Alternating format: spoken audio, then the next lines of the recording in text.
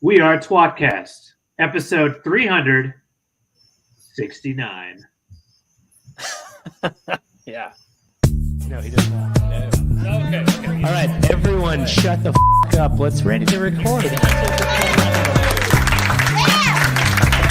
We like to start every show by yelling, "We are tWoTcast." Can you do that with me? On the count of 1, 2, 3, go. We are tWoTcast. Now we can start. The Wheel of Time Reread Podcast. Explicit and R. Freaking rated. Jono's the wild card. Always talking shit. Joe's the straight man. He's a total dick. Tom is still obsessed with X-Men. Previously on X-Men. We are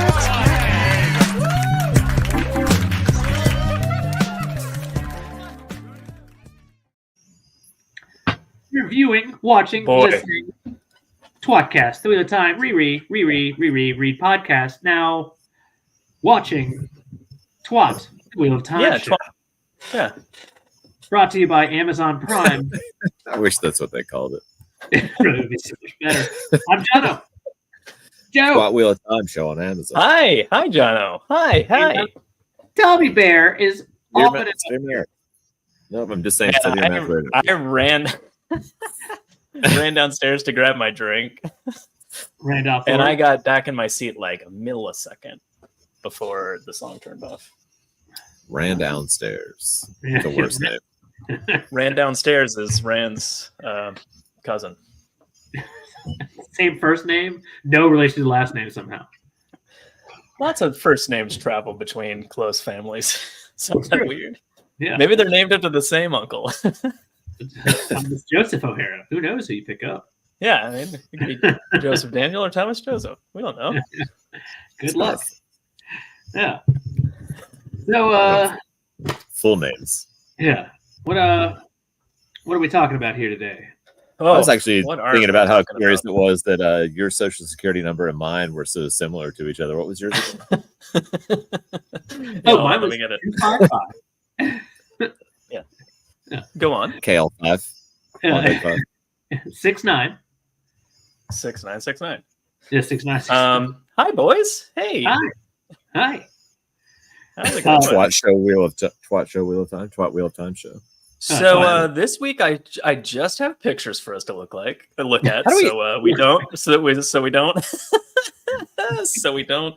don't get taking the stream down in the middle of the stream.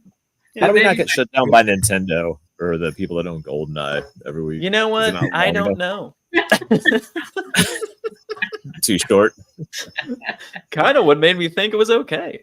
That was it. I mean, if I can play this 5 seconds, it's the GoldenEye song. I mean, I don't know why. Stop saying GoldenEye. They're gonna hear us. Stay in the joke. Should mix up that GoldenEye theme once in a while. Goodness gracious. That's a good idea. I mean, still GoldenEye, but other GoldenEye songs. Like a dude. Yeah. Okay. Dana's here and said, "How long into the show will it be before Tom gripes about something in the show? And what will the first gripe be about?" There is a poll up. Wait, there is a poll up, and I don't want Tom to know what the options are, because then he could alter the poll. But check it out. Even knowing that it exists, I feel like changes. Yeah. I mean, you have to say hi to Dana. Oh, I thought you were talking about the show. Most people have voted that manner right now, anyway. I thought Tom was talking about the show, even though it exists, makes him grumpy. It's like that. That's true too. Tyra says, "I'm here. They can start the show now." Oh, that's okay. Well, we were late. Sorry about that. Yeah. Wild Man Wyatt's here. Noman Garden. Oh, all these nice people. Light Blind Fool. I guess at this point, I don't have to feel bad about saying bad things about it. It's not like anybody watching. It's just like, I can't wait to hear all the positive comments they're going to have. They're all aware. Everyone knows. They're really cut loose. Some positive comments, maybe. I actually thought about that because I was taking notes. Like, I just took a note scene by scene when I first started the episode I would love to see so I remember which scene was which, and I just started every note with hate, like hate this, hate this, hate this. And I was like, what if I did watched episode 5 and just wrote down everything I liked. It would be short. All right, we're at 7 minutes and 43 seconds. Yeah. Looks like it's 6 to 10 minutes. Yeah. I didn't say anything specific. Yeah, It's you said you hated the show. I think that counts. We're ready to end this poll. I hate the show. Only 16% of the people. Oh wait, no, only 8% of the people. That was the least guessed amount of time. We thought The options were instantly, bullshit. 1 to 5 minutes, 6 to 10 minutes, and if he hasn't happened yet, Tom's dead. So those are the options. Most people picked instantly, and if it hasn't happened yet, Tom's dead. So Looks like that left Tom's 6 to 10 minutes was really low. At the 8%. I mean, it was very close to instantly once we brought the show up. To be fair, Yeah. Also, I should have introduce each other. That would have been like if John was like, "Welcome to tWoTcast," and I was like, It's possible. It's possible. You could have done that. well, I think it's also partly because we start the show. Social security out there. For But if we start the show, and then there's instantly a 2.5 minute song. So maybe where did you start the timer for it? Are we instant replaying the poll Yes. where the winner gets nothing? Yes. I think it's. Let me see here. Jono's got a point. Thank you. Yeah, as always. He's got a point. Didn't factor in 2 minutes and 30 seconds of GoldenEye music. It's on the top of his head. And another 30 seconds of Taffy. Uno's Tom's favorite character. We'll get to Uno. Yeah, we'll get to Uno. I am so mad about Uno sentence. We need to. Was Uno Tom's favorite character? I'm impressed that anybody still has the energy to get angry. I'm not angry. I mean, you're angry. I'm filled with hate, disappointment, sadness. Andrew from Black Tower Podcast made this, and I was like, "Can I put that on the show?" And he said, "Yeah, but here it is." Throat goat. It's really good. Why? I don't know. I enjoyed it though, so I wanted to. No, I mean, it's funny for the show. Why? Oh no, I don't know. We'll get there. No one can answer it. We'll get there though. Talk, or we should just jump on into episode 3 because this is, by the way, I mean, who cares? Do we have to talk about the show? You're such a fucking grumpy cunt. I'm not grumpy. I just fucking can't stand it. Well, I'm more mad at the two of you than I am at the show. Yeah, because we make you watch it. Yeah, no, it's adorable. I love it. I would not have seen one of these episodes if it wasn't for you idiots. Think of it this way, Tom. You're providing entertainment for me and Jono. Yeah. in our hearts and souls. Yeah. Fuck the audience. Yeah. I'm just kidding. I love you guys. I love the audience. Yeah. The point is, I almost threw up. You're here for us. It makes me happy. What percentage of you watching the show is like, Tom's gonna hate this? Yeah. Oh. I mean, it doesn't happen. It doesn't really come into my mind often on a first watch, but when I rewatch it to take screen grabs and stuff, I'm just like, oh man, what's the worst part? He's gonna hate this right here and this right here. Yeah, it's great. I watched it with Shanda, the blow-up doll, and she wants to be far more positive than I will, which is interesting because she's actually a far more negative person than I am in real life. But she's trying to I get why, maybe, and she's trying to talk me through something happy, and then when I watch it alone for notes, like Joe said, it's well, I bet Tom fucking lost his fucking gasket on this thing. I watched the first 35 minutes Friday night, and I was like, I can't watch this shit anymore, and I just turned it off and was watching something else. And then I got home tonight, and your hips don't lie. I took the baby upstairs, and Lindsay's doing stuff downstairs, and I was like, hey, I gotta watch the last 20 minutes of the show. Do you care? I put it on. She's like, I guess. She's like, absolutely not. And I was like, man, what's her problem? And I was like, she's not even in the room. And then I was like, she knows it's gonna make me so angry. She's worked from home and watched the baby all day. You don't like it so much that it affects your home life? And then she's like, oh, it's gonna ruin I don't want 1 hour piece I have. grumpy drunk dick. Should we talk about the parts Tom liked to kill the next 30 seconds? I have no actual reaction to it when I'm watching it, like at the house. Yeah. And, like, Yeah. Well, if I watch it Friday night, it's like every weeknight we're done at like 8:30 and exhausted. So like she's asleep, baby's asleep, and I just sit up in the bed and watch it. So she has no idea. You have a baby? As I sit there getting angrier. But like for this, I was just like, whatever. No. It's a Disney reference. If Tom just loved Waters, he would love the show. There's no Waters on the goddamn show, GK. You know what? Yeah, it's just a bunch of. I mean, there is. In name alone. There's one warder. I'm fine with Land being a warder. The rest just do seem like weird rom-com pieces that have just been just like brought in. Land's not much better this season. It's a great example of that. All right. Well, let's. I guess this is our episode covering episodes 3 and 4. Which, by the way, episode 3 is literally in excess of 69 minutes. So this is going to be a short episode of tWoTcast, the Wheel of Time Reread podcast. Should we just muff dive on in, Joe? Sure. Let's really talk about episode 3. What might be? Oh, I mean, that intro is not there. I can't stay up all night, and I really want to let everybody know how much I hated the end of episode 4. So Yeah, we gotta get rolling. Yeah, like hard out at like 10:05. Let's do spoilers for the whole show. Exactly. We're on the whole show and the books because we're a reread podcast and we talk about all of the books. Yeah, even we probably won't touch on all of them, but just be forewarned. Yeah, we touch on any book. One has only to do with the other. Why the fuck is this happening now, or why is it not happening later, or why is this happening at all? That's usually what we're referencing the books for. So it should be noted before we start that we actually drew straws of who gets to be the grumpy penis head, and gets to make the pithiest point of I don't have anything to do with the book because we all wanted to do that character, and Tom won. That's the easiest joke to make every time. I really like you putting the spin on it like it's a character. Like in real life, he's like, I really like the show. Yeah. We had to have one really good show. Just unimpeded dickhead, just always going to be like that. And it was Tom. I mean, what is the point of pretending to enjoy it?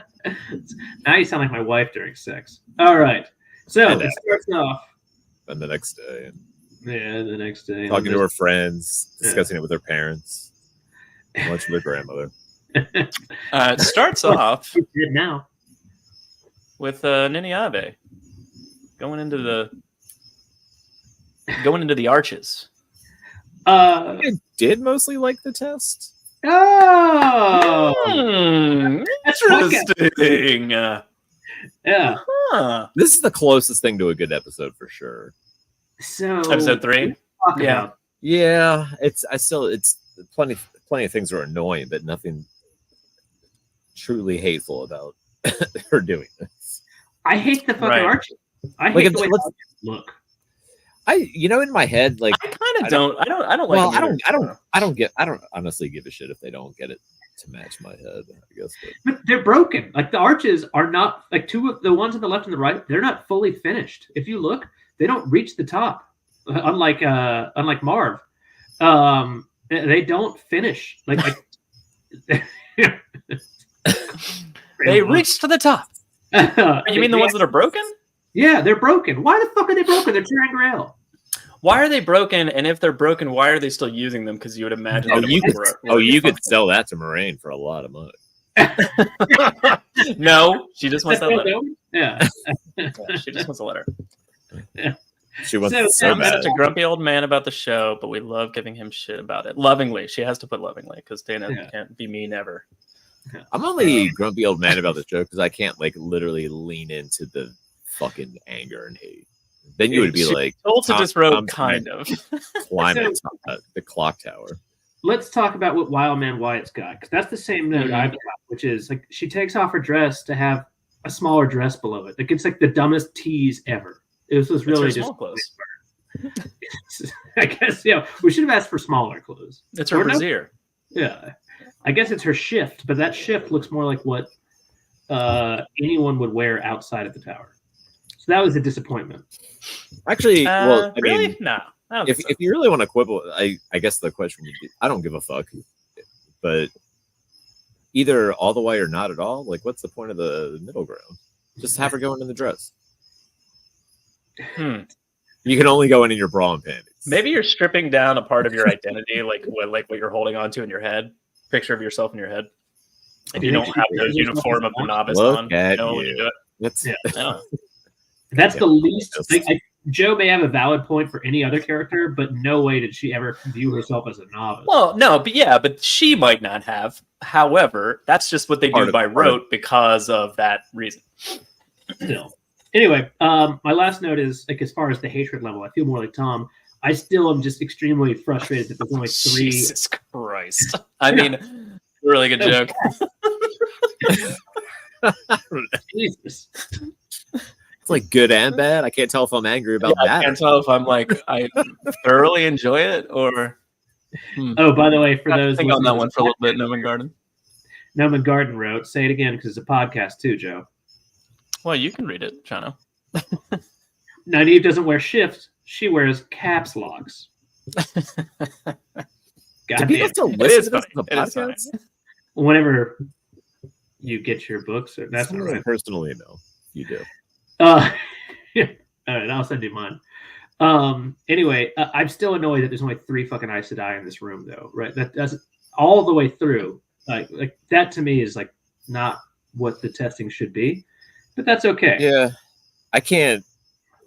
Like when they get something this close to being decent, I can't hammer down on it because there's so many other things that with the full speech like, too. If I was mad about this, yeah, I can't even imagine. Yeah, I can. That's fair. So the first arch, it's her picking herbs. For some reason, Crimson Thorn's in her hand. Maybe because of the last episode where Crimson Thorn was relevant. And her dad's kind of like, wash your hands. And then brigands randomly come over and start shooting and trying to stab. This is a decent replacement for the Agnor scene, I guess, which it's a shame that we have to have a replacement for it. We could have not fucked it up in the first season and then had it in the second, but whatever. Yeah, good enough. There were still some rapey vibes, like you expect in the Agnor scene, so that I guess that's good. Yeah, it was real weird rapey. He's lightly stabbed. That's nice. Lightly stabbed. Yeah. I gotta say, for this, the mirror between this one and the last one is kind of interesting. Yeah.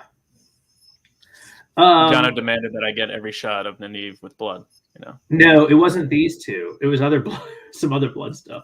She's bleeding from her stab wound right now. I guess that's true. Yeah, this is the least inconsequential blood stab. It doesn't matter. Which is, by the way, that's my work password is blood stab. I would never reveal that. Inconsequential blood.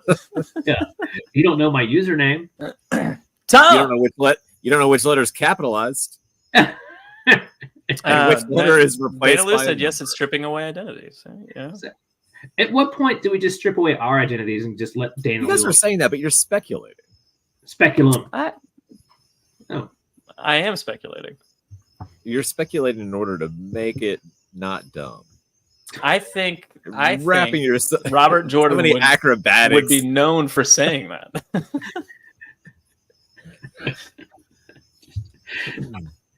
All right. Think about it like this: it's almost likable. So, right. Yeah.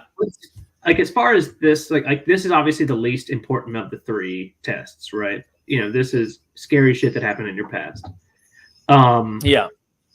At the end, is her mom being stabbed or raped or both? Like a legitimate question because she's got fear in her. I'm not trying to fuck around. No, when her eyes through the crack of the floorboards. Yeah, that was messed up and weird to watch. Yeah. Should ask the Ghost of Christmas Past because they leaned into that. Yeah, I don't know. It seems like she's getting killed. Yeah.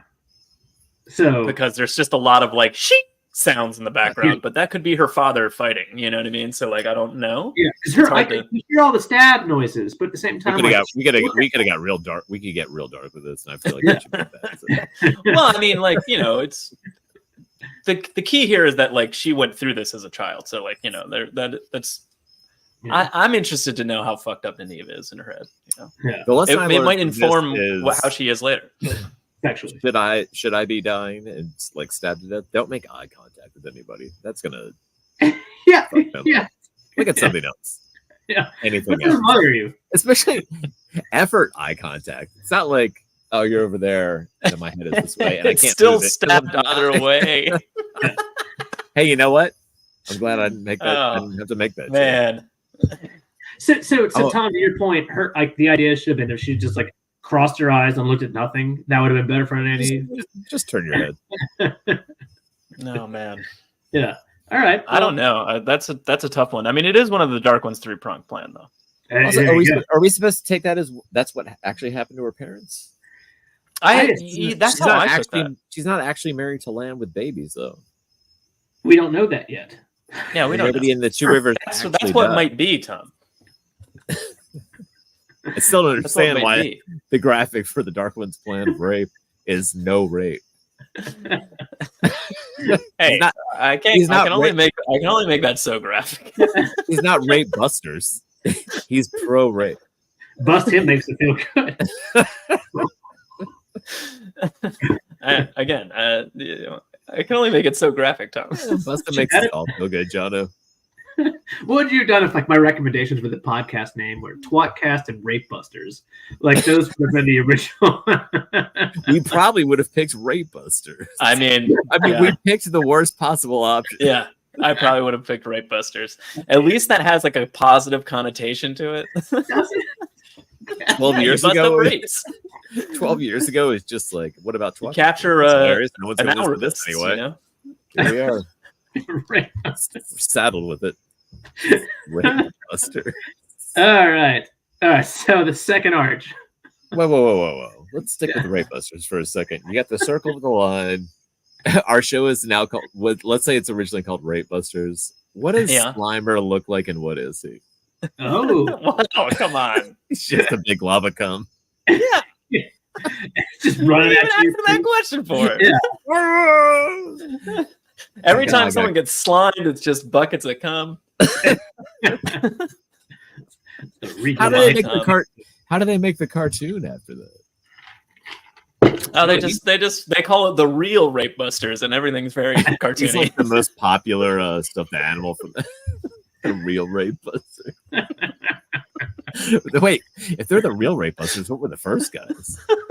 They're actually the Rape Busters. Oh, they got a big car and a monkey. We don't know. Damn. You can't keep track of all the Rape Busters out there. Peter Venkman was pretty rapey in those movies. A little. This is deep cut 80s cartoons from America, guys. Yeah. 80s rape, not at all. Like he was a pretty standard character in the 80s. Hey, what was gracious? What was the other thing besides the Keymaster? Oh, the Gatekeeper. Gatekeeper. Gatekeeper and Keymaster. Yeah. No, Wild Man Wine said nobody make that parody song. You can leave the line "Bustin' makes you feel good," though. You don't have to change that line. That's just that line over and over. Yep. Just over and over. Jail sentence makes me feel bad. Oh man. Whew. All right. That's back on track. Where are we? Second time in. Second Rape Busting. She's back in the Two Rivers. She sees a sick Tam. She's upset that he's taking the Crimson Thorn route or something like that. And she confronts Natty Carlton. Natty Carlton. Is this going poorly because Matt's mom is an alcoholic? I am so. Is Matt's mom an alcoholic? Yes. Oh yeah, she's not only is she an alcoholic, she's an alcoholic whore. Yeah, I am. This to me, the father is a whore. I mean, Abel Cawthon is the best judge of whore's flesh in all of the Two Rivers. Not this show. Well, he picked the greatest whores. In the show. Take it right back.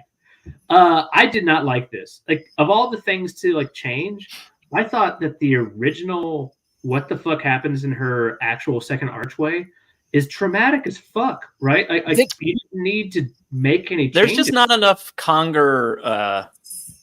It doesn't have to be one of the Congers. It didn't have to be some. It didn't have to be somebody we recognized.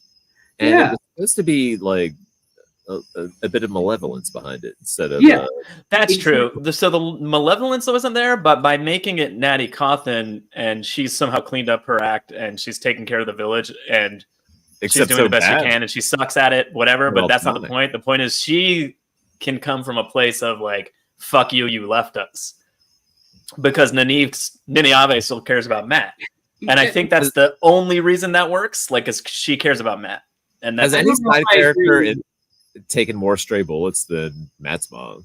Like, it's brutal. But I don't know if I agree exactly. You're not wrong in that. Like, the idea is to kind of reset, like how, because this whole thing is like prime the. Ayush just popped in to say I hated episode 4. Fully on Tom's side, like men listening to Ishmael. I cannot even. Okay. Right. I assume that means he's at a whore's house. Like, I get the whole idea. Thank you. Dana is right about that. It's like reset Nynaeve as a person who's really not enthralled with Aes Sedai, more so than even in the books, where it was just like, I hate Moraine because I hate Moraine. Like, this kind of really shows her negative position in the reasons why. Good enough. Yeah. I get because some of the things about Nynaeve are really fucking frustrating in the books. I do love her as a character. Listen, Melina wasn't a Conger. I don't remember things. She's from what's it called? The South. Devon Ride? Yeah, that's what they call her. Oh yeah, Devon Ride. Yeah. But she's just a lady. Yeah, she's a lady who's got a mean lady. And her whole point was a mean lady. But she's killing adults, poisoning children to stay in power, and she's doing it with what's his name? To keep them scared. Yeah, that's fucked up. And yeah, I think that's and then she has to run to the fucking to the arch. That's more fucked up to me than what happens here, because I think that's what the core. It's about her abandoning the 2 rivers at the end of the day. It's leaving behind her like Tam and leaving him sick, and he's dying. And if she was there, he wouldn't be dying. Yeah, and so on and so on. It's just her abandoning the 2 rivers. No, it's if she wouldn't have left, none of this would have happened. That's all. Yeah. And it's right. Maybe, but at the same time, what did she say? She said that the sisters can heal. That the Aes Sedai can heal. So in essence, that's weird. The issue is if she'd come and stayed. If she left and stayed, then she could heal all these people. But I think that's just them not knowing where she is in her like. That was right though. I forgot about that. She just like, just get the Aes Sedai to do it. I'm like, well, that's weird. Oh yeah. That water's hit the fuck down. Anyway, well, guess what? Hey, first off, over years, it's tWoTcast. Everybody knows that. At this point, I think he knows, and he's doing it on purpose. But I am glad that we got to see the actor who plays Tam, because I think he's fantastic. It's more impactful that we relate to Natty Cawthon. Is it? It I don't really know. Meant nothing to me. I feel like if it was, first of all, Natty Cawthon isn't set up enough as a character for me to be impacted by her at all. Other than that, I would wager the casual viewer has no idea who the fuck that is. That's not true. Actually, if you remember in season 1, she has a strap on, and you can get impacted all day long. The mean lady was from Watch Hill. That's what I thought. I don't think it's Devon Ride. I think it's. I don't know. One of those. It was one of those. Whatever. One of them. God. I'll tell you where she's not east or west. Anyway, the whole point is it doesn't. How cool is it that we got them at all? I wasn't expecting them to see them in season 2. Tam and Matt's mom. Was kind of fun to see Tam for a second. The guy who plays Tam, whose name I forget, is a fantastic actor. I think. Yeah, he's great. Yeah, he's Lord Bolton's fucking awesome. And it's so weird to see him as a good person. Although he raised a piece of shit, it seems like. But, yeah. Notwithstanding. Yeah. Yeah. Does help to keep the actors around, probably. I mean, do you really need Sam or Tam for season 3? I hope so. You need Tam for quite a long time. Not for 3 necessarily. Maybe you need them. Oh well, yeah. Maybe season 3 is going to be like book 4 and be like Battle of 2 Rivers, and they go back there. Who goes back there? Perrin? Such a grumpy piece of shit. Perrin goes. All right. Third arch. Okay. What do we have? What else do I have here? Just some pictures of Tam, I guess. Oh, that looked like a Camino Really from Star cool Wars. picture of That Twisted. looked like what? A Camino from Star Wars. It is a Camino. She's going back to to start the Clone Wars.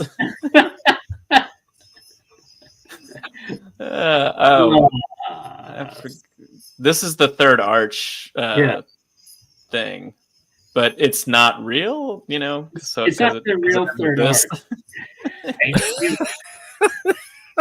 She looks like a 5-year-old that made a mistake. Shit. Yeah, she made 2. So, she does sort of look like she's like. Looks like Ace Ventura 2, where he's got like both arrows in his legs. Like ah. Ace Ventura 2. This is the weirdest complaint, but the blood, like the splatter, like really looks like a painting or a little bit. Yeah, like fake as shit. That's what you're saying. An episode of Dexter. Yeah, it looks like they tried too hard. Just throw it at it. I think it was so. My assumption the first time I saw it, actually, like in all seriousness, was actually like kind of somebody sat around studying splatter patterns and they're like, "I'm going to nail this. I'm getting promoted tomorrow." They're gonna see the arc of the sword as it came back from whatever. They're gonna understand that the arterial spray from this area would go exactly like this. That's what it looks like. Like it's weird. It stood out a little bit. I can't explain.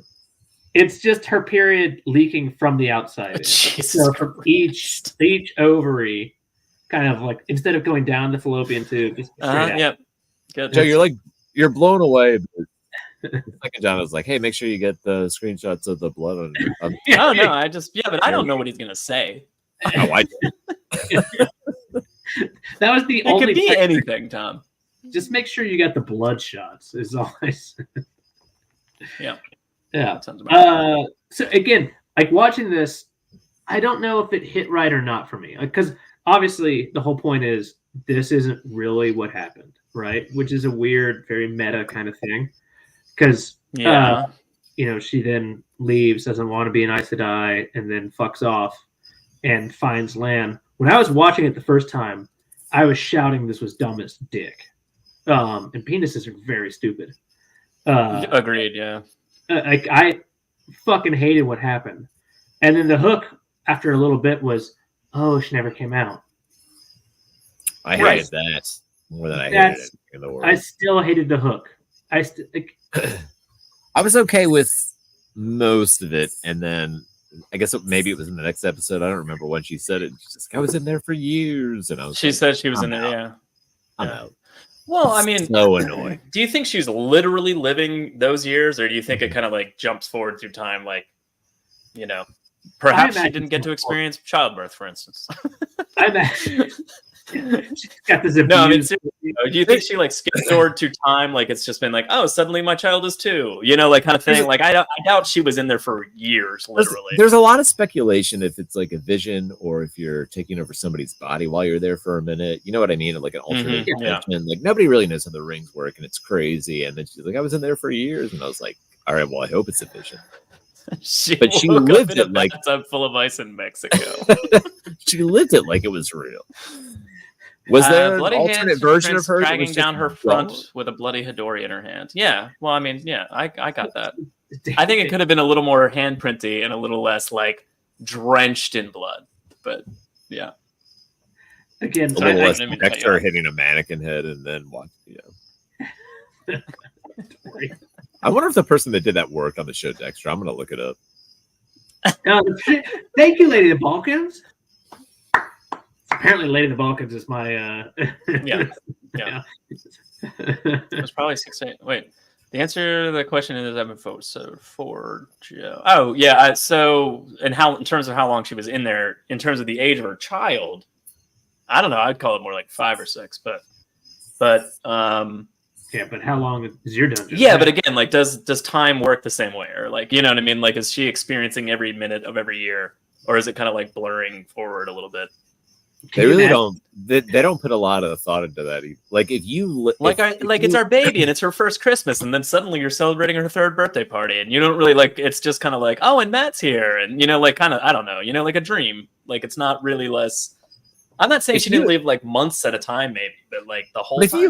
If you left your body right now and lived another life for 7 fucking years and then came back into it, because whether she did or didn't, it felt like she did to her at least. But you wouldn't be the same. Like, but also I miss my daughter. Like, you definitely you'd be better at crossword puzzles. Like, you'd be able to cook more. You know what I mean? Like, you'd be a wildly different person, not the same and just like, but sad. Oh yeah. Like, there's massive implications in living 7 years of your life at an alternate. Like to the point where you know where you're gonna live, and like, I mean, like presumably they picked out a farm, like where they were gonna live in the Two Rivers. It would be traumatizing to let's say, all right, how long have you been married to Lauren? So really 10 years plus. All right, we'll just use 10 for you then. Let's say all of a sudden you woke back up. Yeah. In a different dimension, and the two of you have been dating for 6 months. Week. I would say not at all. You never dated like her and Lane. You only kind of knew each other. That's fucked You're up. Yeah. Lost that relationship and the way that you view her and try to approach her, and she would look at you just like, "What's wrong with you?" Yeah, I think you're right. In that way, it's almost like Robert Jordan did it better. No. If Robert Jordan done it better, the books would have sold millions upon millions of copies. It's almost like Robert Jordan did it better, and then a better way to get that across is to just put them into a situation where that's already a thing, and they just feel like they're at home there. So much to the point that they could get lost in that moment, you know. Instead of like living that life to that point. It's wild to pretend like she lived that life and then came back and was just like. You know what's funny? I mean, without seeing that, or actually without that line of dialogue, you don't have. It works just fine without that one line of dialogue where she's like, "I was in there for years." Your life. You go try to find your husband. Like, that's I'm almost positive. That's my point, though. Without that line of dialogue, you get flashes of scenes of her living a life, and then eventually she's like, "Oh wait, this isn't right. I got to get out of here." One, what if it recedes? Right? What if that feeling is extremely powerful and recedes, and she can still say, "You know what? I knew I lived that life. I can't remember the pieces." Secondly, we're in the next episode. Hold on. I love she would have a pre-pregnancy body back. I love the idea. Because I remember when Joe started dating Lauren, and that was an interesting period of Joe's life. So I would have been interested to see what happens if were to reset back 10 years. Was that the point here? No. Oh, all right, my bad. Maybe you didn't. We don't know this, Light-Blighted Fool. We don't. We don't technically know. It wasn't. I mean, we did based on what she said. She lived it. So I mean. Technically, but again, maybe technically we know. Too literal. Maybe at the end of season 8, Nynaeve will step out of the arches and we'll find out she was actually in there the whole show. Oh, that's great! I love that. That's wait. I have a new thing for Tom. Tom died. Oh, pretending. Oh, pretending I'm still here. Just leave that up the whole time. Yeah, that's true. That's a good idea. Yeah. That's a good idea. No, but right, so where we're at, we're at this. We're kind of discussing the end, but really we should be cutting it off, like here, where where we don't quite know yet. It should be noted that on this, as you keep fast forwarding through what actually happened, she meets Lan in probably one of the dumbest, and it makes more sense now that it's not real; it's in the arch. But it appears to be on a cliff overlooking. It's a little. I mean, I don't know if it's a cliff, Jono. Maybe it's like the hills outside of Dragon Mount. I don't know if it's a cliff. Yeah. All right. We get just genuine frustration from Leandrin. I don't know what to think of Leandrin. Because I don't know either, man. Because she's a quandary. Yeah. Because at first it's like she's like, oh no, she didn't come out. It was her own fault. And I'm like, oh, she's a little too unemotional. And then hurls the fucking water thing. So like we get weird things, and this is a little bit episode 4 as well. but like we get weird little instances with her and Nynaeve where I feel like she's telling her the truth and not just lying to her, and I'm just like, why is this like the case? Yeah. And then, I mean, like right at the very end, I mean, we'll get there, but like when she says I'm sorry to Nynaeve, you know, like before she betrays him, and I'm just like, what the fuck? Well, what? I don't know if that's a sorry for betraying versus a sorry for something else. I'm not. Who knows? I don't like. Yeah. So there's a lot going on there. Anyway, there's some weird. Oh, Tom's back. You check that off. I like that. Yeah, it's my new. It's our new Tom's still here thing. All right. So, change it though, so it sounds like it seems like I'm saying words. Yeah. Just change it to just your head. Just a head and a body. Just change it to ampersand number sign. You know what I mean? Like just cursing, but just cursing. Yeah. Probably pretty accurate what I'd be doing. So now we go back to Atuan's Well with the Shinarans and Seanchan. Goo goo gaga.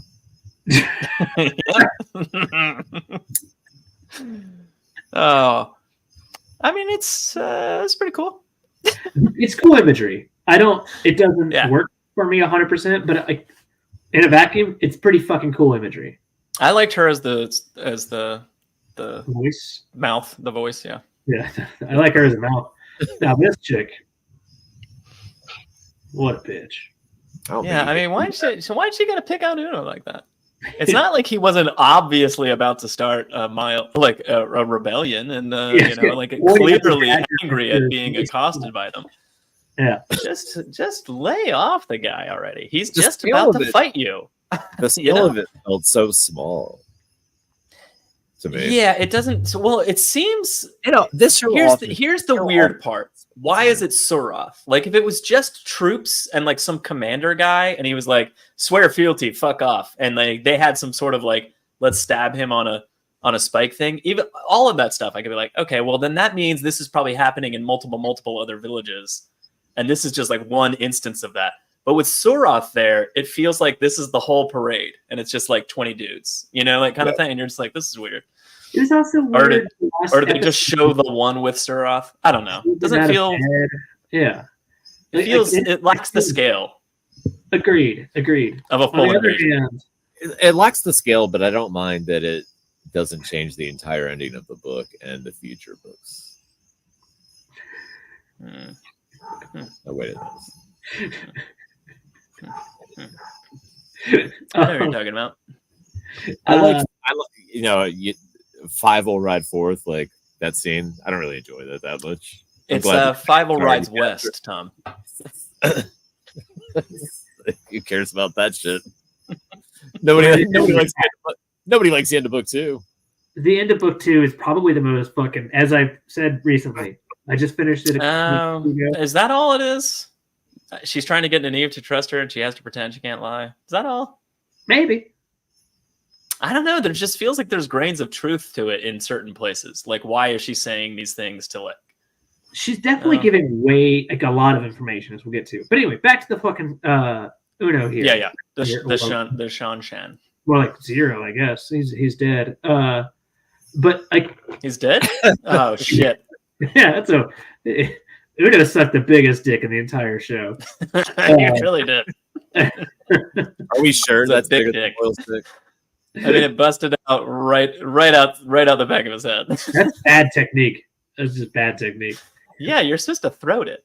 Like, why is he letting it break out the back of his neck? Like, what'd you do? It's like he didn't even try. He didn't even try to take it.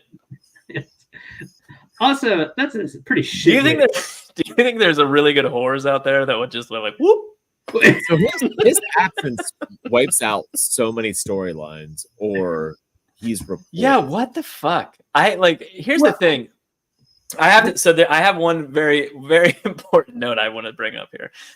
The really ripped Shinarian is supposedly Massimo, right? And everybody hates that storyline. Why not do it to him? And everyone that's in the book, reading the books and like loves the books, would have just been like, "Bravo, get rid of that fucking. We don't need that storyline." But instead, you do it to an Uno, this beloved character, and just like, what the fuck? Like every single one of us is like shocked, but at the same time, you're just like, well, what the fuck does that mean for this and this and that? Kind of thing. And again, why? Why are we doing this? Well, we know why. I don't mean the show. I mean this. Oh, the theory that I've read is because Uno was a book lover. I mean, I was going to say that as a joke. That's not what happened. It's not really. the writers of the show are just like, fuck this guy. He's read the books before? Write him off. Write him off. Yeah. No, but no, Guy Roberts is a really nice guy without the Is dead. Yeah. He died, Jono. I don't know if you knew that. He's written back Perrin and forth didn't like it. and he's a friend of Alan Romanchuk, and Well, anyone that's a friend of Alan Romanchuk is a friend of mine. Yeah, made the last embrace of. I mean, if they didn't like the actor or his opinions, just replace him. Yeah, done. You've seen that. Then that was more important characters. So I don't think that's the case, right? Have a different Uno. Next scene. Next scene. I thought we'd be on the Uno dying for like an hour. Well, we've already kind of discussed this scene, but it's Rand and Logain talking. So we could kind of skip past this if you guys would like. So for a bottle of wine, maybe you'll teach me how to use the one power, which we all know you can't teach because you've lost your ability to channel. Oh, no. I guess it was episode 4 when I wrote it down. This is, I guess it comes up when, well, we'll do it next episode. I mean, he's 100% Asmodean and Moiraine's 100% Land. Oh, yeah. It's very, very annoying. Like, it's almost fascinating in a clever way how many plots they've put together. I just don't understand why. Again, trying to smash book 2 and 3 into one with letting some of 3 bleed into 4 or whatever you're trying to do. Like, I mean, I could explain. Sort of makes sense. Do you want me to tell you how to mash book 2 and 3 into one season? That's 8 episodes. Do you think? Wait, hold on a second. I actually have a question. I could tell you. Say whatever stupid thing you're about to say. All right, here's what you do. You do book 2 in 4 hours, and then you do book 3 in 4 hours. Oh, like both movies. Of those are longer than the Fellowship of the Ring and the Two Towers or the Return of the King. It's almost like you've got more than enough time to tell the story. And your only problem should be, what do we cut that's not going to fit in here? Not how do we change everything and then keep changing everything and then make other random bullshit happen to make it look like the stuff that happened in the book, but not happen in the book. Huh. Okay. Yeah. And how do we make everything that happened, half the stuff that happened in 3 happen in 2, and then half the stuff in 2 happen? Like, let's really, really try really hard to change it. You know what, Tom? Look, no one made it animation before that's faithful. Definitely not recently. Point that he wants to get to. The problem is you're fucking making up shit because Swan, who is clearly mixed with Moiraine, and Ace Ventura. She's still not in books 2 or even 3. So you're a fucking idiot. You don't understand. Yeah. True. Yeah. Anyway, Joe, you're gonna say something? No, that was much better than what I was going to say. Fantastic.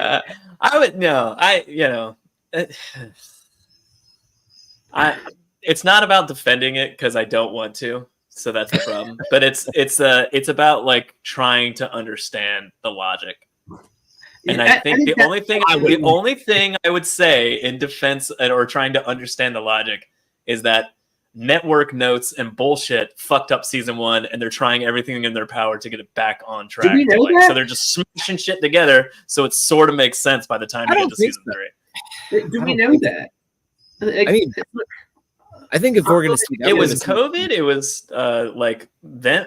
Do you think it was Rafe's idea to be like maybe there's 5 Taviran and one of them is like no?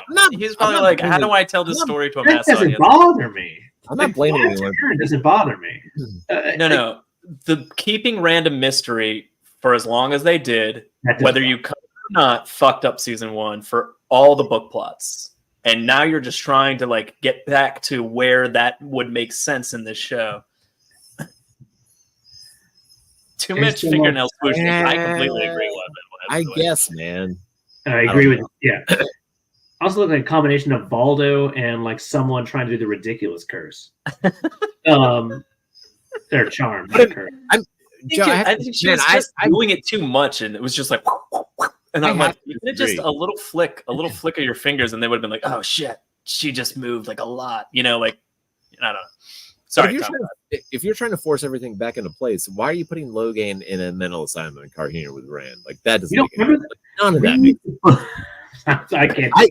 If anyone's going to try to force anything back into place, I think it'll be in season 3. It's the only reason. Well, that's apparently this is like the weird kind of what I'm saying. Like this is still off track in the sense of like maybe by the end of this season. Like, there's a very good chance in 4 episodes, this makes a little bit of sense of where they're all standing. I hope we do this every week. I hope we do this every week. But we are going to do this every week. Where we got just drunk, we just yelled over each other. That's a good point, though. Mishmash. You could have almost reset everything entirely. Yeah, you could have reset everything entirely. From the end of season 1 to the start of season 2, you could have done it. Because Matt was in Tar Valon, he could have arrived with the Maryland. Everyone's in Faldara. Let's go from here. No. Jono says no. What happened? Tom, that would make way too much sense. Yeah. Hey, thanks for hey, Marilyn, thanks for showing up with Matt and unblocking me so I can still channel again. That's awesome. We've been hanging out here with Lord Agomar. They took the horn. You can blend 8, 9, and 10 into a season or 2. I agree, and they will. Actually, yeah, 100%. Assuming that the show goes for that long. Because John's new favorite joke is, when's this show going to get canceled? Season 3? I mean, I still say you could do any book in 4 episodes. Please keep logic out of this. Thank you. I'm sorry. Thank you, Lady Balkans. Yeah. Stay corrected. All right. So let's get back to it. So after Rand needing a teacher for a bottle of Gildan Red, which is probably one of my least favorite plots in this entire fucking thing. Rand leaves the I don't know if you've got it in your pictures, but Rand leaves. Fuck this. I've got this. I've got this. There. Stop. Go back. I've got this Trolloc puppet, guys. It's an actual puppet. What? And then I've got Lanfear. Sorry, no. I'm going back. This melted my fucking brain in the worst goddamn way. Because at least they're trying. But where the fuck was it 1 season ago with the most iconic character to wear it? This guy is actually not a Gleeman, presumably. He's in fact here. It happens in the series. In the series, Illian sends out people who do not have to be fucking Gleeman to. This is an alien, bro. Obvious. This is like Illian sends them to all the other fucking nations. Yeah. Oh my god, what is that called? The Great Hunt of the Horn. The Great no, when you send people out to proclaim the hunt for the horn. I forget what it's called. Oh my god, that's gonna be annoying for a while. Well, someone in the comments say that. Somebody might please do. Someone that's not drunk right now will tell us. That's our whole audience. I'm gonna need to get another drink. I love that weird burn tattoo. That's unnecessary. No, that was cool. I actually liked that. Swearing the horn meant like literally having the horn branded into your arm. That was cool. I like that. Yeah, but again, the fact that that's where they. I just put this there for a joke. That's obviously obviously not the Trolloc puppets. I need another drink and some water. You know why I hate the brand tattoo? Why? Because it's 3 seconds of screen time they could use to something that actually happened in the book. Like Rand getting branded. You're just sitting around like, what else can we make up? Like, stop making. What else can we make look shockingly similar to something that should happen later and probably won't because we're showing it right now? That's what. When is that going to come back up? Are they going to like roll up somebody's sleeve and like, I knew it, you're a hunter of the horn? I guess Lord Luke, maybe. I don't know. There's no hunter of the horn that's ashamed to be hunter of the horn. That's true. Hey, what? I don't have a Jono's missing. God, Banner. I can really get into it. Why did in 10 minutes they say the hunt is to clear out the poor? That's true. Yeah, that's really annoying too. Gleeman, hunt for the horn, Trolloc puppet. It's just like the books.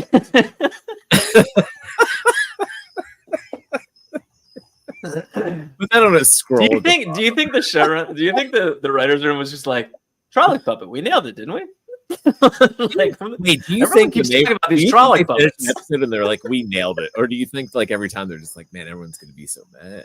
Oh, Trolloc puppet. I mean, but I think it's fine. so bad. I know I'm fine. We have a quick Egwene and Elaine in the tower getting to know each other. Still like weirdly irritated by the gray apron dresses. Oh, really? What? That doesn't bother me. Anyway, then I mean, it's like, oh, I didn't expect you here. Nynaeve's dead. See you later. Which I thought was fucking hilarious. Like, she's like, oh, how odd that you came to your friend's room at the exact time that you have free time to come to your friend's room. Maybe go talk to Egwene first before packing up her friend's shit. Like, what? Like, wouldn't you just like, hey, you know this person really intimately, maybe go talk to her and like, hey, kitchen duties are done for the day, come with me. Why am I getting called to the principal's office? And then you go to Nynaeve's room and she's like, Nynaeve's dead, pack up her shit to send home. I'm sorry. I was less Like, irritated.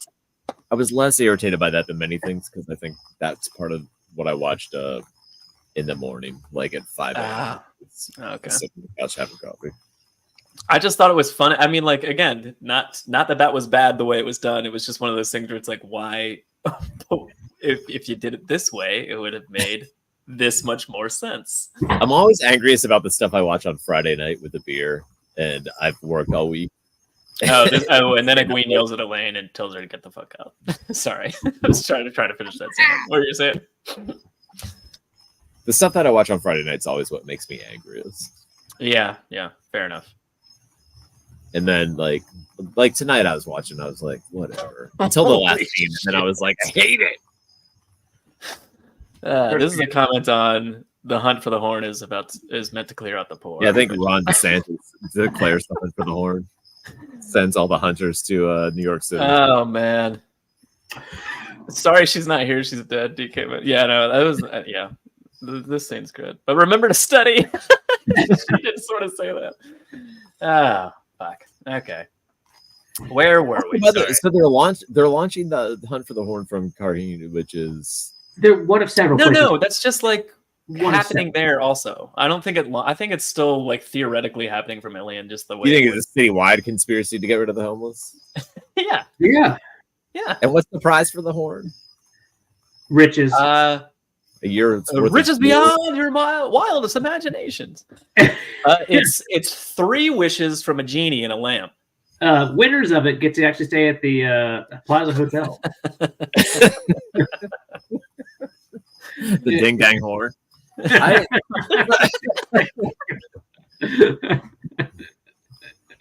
Hunting for the new ding dang horn. Get to stay at the world renowned Plaza Hotel. Should it be hang horn? Maybe. Yeah, maybe. I don't know why that just sounds racist already. All right. Leandrin. Leandrin talks to Matt in his cell and tells him to get the fuck out. Great. I still I hate this. Yeah. I have nothing to say about it. It's like again, I feel like they're taking a lot of time to get Matt where he needs to be, and it doesn't need to be this hard. It's like they're making it hard. Like there's nothing to read into the idea of like we lost his sister today because she says it twice. Now, obviously, because we assume that this version of Leandrin is Black Ajah, and so she can tell a lie. And what she's saying, and she's I'm excited. Episode 5 is presumed. I think it's called Damane, and obviously. Actually, I have no. I think it involves Egwene being called. Egwene and everything that's happened with her, and the actress is one of the few things that has not gone poorly so far. Yeah, Egwene's being just Egwene, I think, in these episodes. But let's wait until she gets her spotlight. We'll fuck that. Yeah, let's let her get her fuck up though. Yeah. But so I don't know if there's anything to read into this. The whole thing is extremely confusing to me. And one day I would love there to be like an actual honest Rafe bears all and just says what the fuck happened behind the scenes of Where is he in Maryland? I don't know where. Like they can't afford her, Tom. Like she's not there a lot. You know, she's doing. I mean, the actor. You know, we talked about this. Yeah, star of Ace Ventura 2 doesn't get out of bed for scale. All right, we got to move this along. We got another episode to do. I hate this melt the ring thing too. Like it looks. I just don't. Well, first of all, it wasn't an Aes Sedai. She hadn't even been given the ring yet. What are you melting it for? Give it to the next accepted. Some poor dickhead has to mold that back into a ring. I mean, there's a problem, right? Like, what's happening? The showrunner walked into the room and somebody's just like, I had this idea where there's like this fire pit and they melt the rings, right? And then the showrunner's just like, instead of just being like, well, that's not in the book. Why did you even come up with that? He's just like, I love it. It's in the show. It's in the movie. What about electric Leandrin? I love Lady Gremlin shaped like a bat, and when they die, they make a bat symbol in the wall. It's in the movie. Why does it exist? Why does it exist at all? Tom. Showrunner. Wait, are you asking why a queen looks off a cliff? Because we've noticed in this show. There's a lot of cliffs. Hey, Joe, the showrunner walks into a bar and he's got an idea. I just don't understand. How about, picture this, Leandrin and a queen. No. Wait, I didn't get to finish. They're never in a scene together. Well, it's just like, what if we do it? I know, I'm just, Leandrin, and we might not have Elida, and like we're gonna have to make a lot of things work for story. Like, all right, let's figure that out. Then also, I came up with this fire pit for the rings when people die. God damn. That's just, you just made that up. That's not going to be in it. But instead, like, also, it's very One Ring. It's very Lords of the Ring. 100%. Like, like evocative. It's all in a ring. You know, I mean, like, I get. You know, I don't know. They could have at least made it a Mickey Mouse shape, so like you could like, oh, it's the snake and the ring and the wheel, like, or made it make sense or something. But like, no, they just had to make it a ring, and that's it. And I'm like, come on, you could have had spokes. You could have put spokes to the middle. How would you put it on your finger? Make it a fucking wheel. Oh, the actual thing of fire. I thought you talked the ring. I was like, let's put spokes on. No, you could add spokes of molten gold going towards the center, and then it would have been like, okay, well, it's not the One Ring. It's not like it's not evocative of one of the greatest fantasy movies of all time. What if you don't do it at all? Yeah, that's the point. Don't do it at all. Then we have a party at Barthane's Manor. No, I'm kidding. I don't know where this is. Presumably. So I love the coat. Yeah, I mean, it's too early for him to be wearing that, technically, sort of. No, this is book 2. Yeah, you're right. Yeah. Is that Marine's sister? Yeah. Who's supposed to be younger, not older, and she's also not supposed to be the age. Well, she is younger than Moraine. I hate the fuck up for that still. Wait, maybe she's supposed to be older. They had that open for episode 4, and I was like, man, I hate this. I hate everything about this party. This party is the dumbest, worst thing. It's a complete bastardization of the brilliance that is his, or not brilliance, just stupidity of burning this fucking invitations. It makes no sense why they're invited there other than, guess what, Selene can channel, and therefore she just fucking blackmailed her way in. Or, convulsed.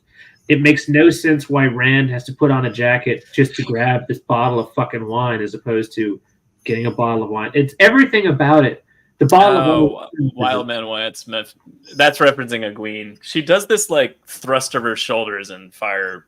Yeah, because she was like, all right, yeah, it's no hands fireballs, and I did kind of like that. It was a little. I feel like they're trying to emphasize too much that she's not using her hands to weave or something like that. I mean, she can do whatever she wants. She's some sort of goddamn vampire or something.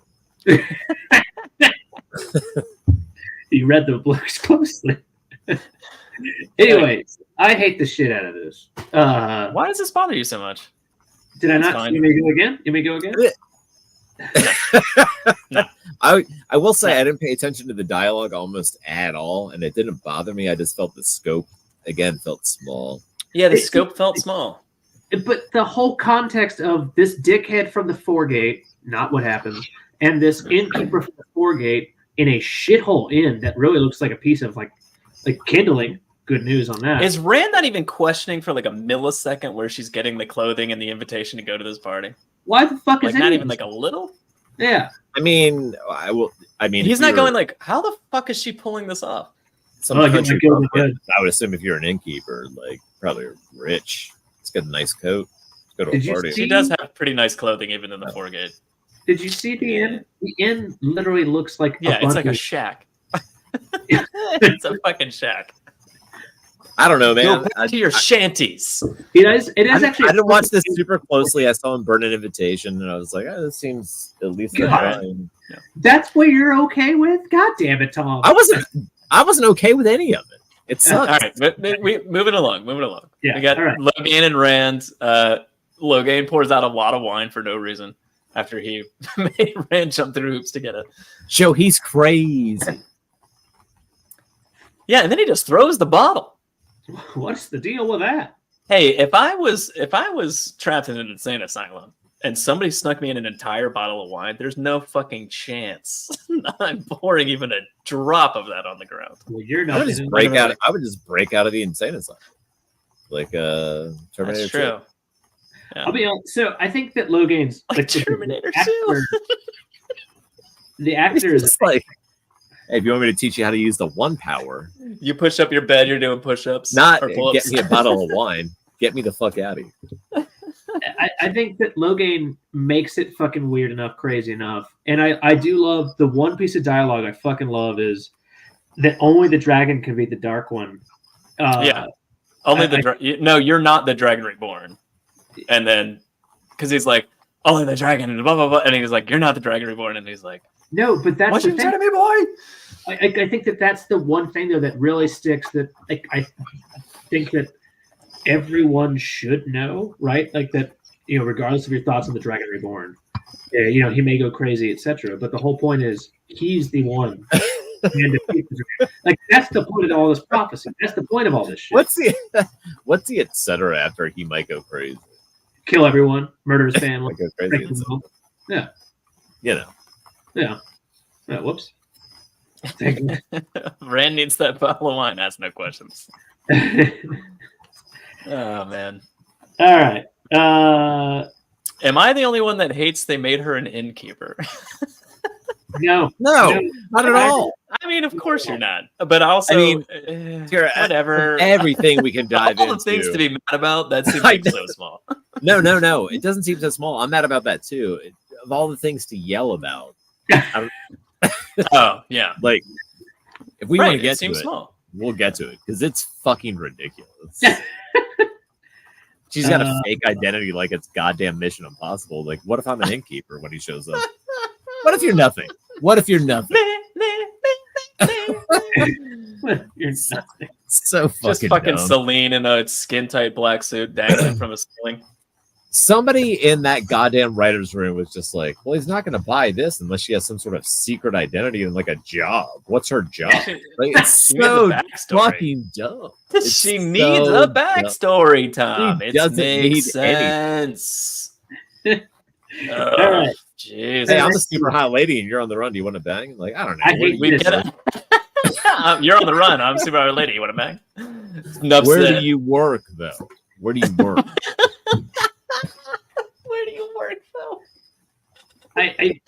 So How'd you buy this jacket? What are your credentials? It's fucking dumb. Go ahead. Sorry, Jonah. Go ahead. no, it's fine. So there's two things going on here. One is this totally ruins the size and scope of the tower by him being able to randomly walk out of a fucking jail cell and just immediately find a queen crying in a courtyard. Really is not great writing for the scale of what the fuck this place should be. Fair enough. Secondly, Okay. I get why they're trying to make Matt, like they're pretty much trying to dial Matt all the way back instead of just being book 3 Matt because he's been cured of the dagger, although he hasn't gone anywhere. They're trying to kind of like, again, reset his Frankie, I hope you're having fun over there. Like reset his character, make him a piece of shit so he can grow later on. Yeah, but why? So Like why? I know they need him to leave, and then based on episode 4, we know Ishmael wants him to go to Carrion for some fucking reason, which presumably it's Min, Moraine, Matt, and Rand. Yeah, I think Why did I forget Rand? Rand and maybe Logain to go on their way to Foam. So he wants them together for some reason, or he wants them together to do something Carrion, and then they therefore foil that and go to Falm. I don't know. But clearly those characters are gotta go eating up in Carrion, you know, kind of thing, or Carrion, as they say in the show. But like,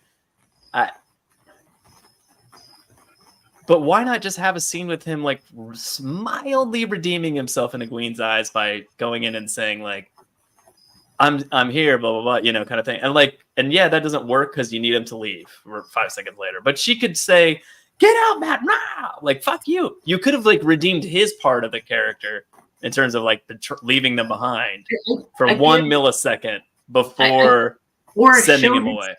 Showing him struggle a little bit more. Like, really. Yeah, it was 2 seconds in a doorway. And he's like, all right, see you later. And just sad Charlie Brown music plays as he walks away.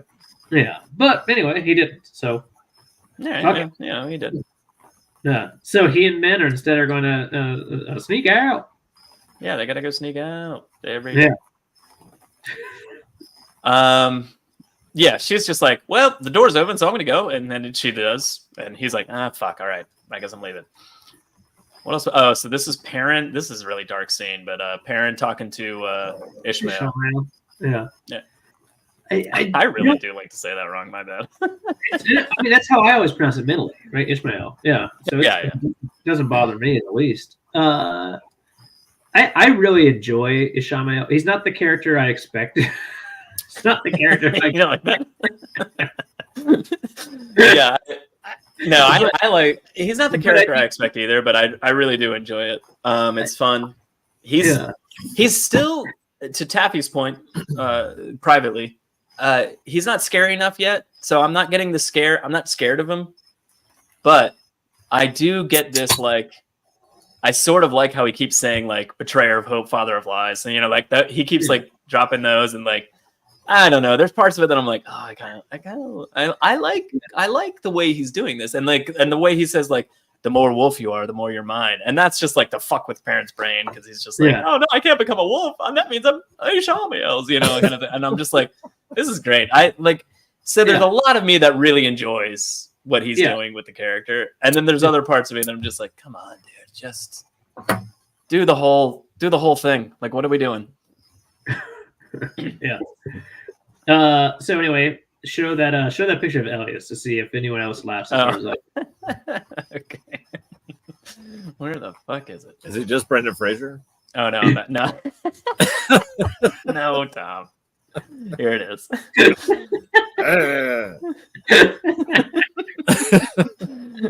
It's really dark.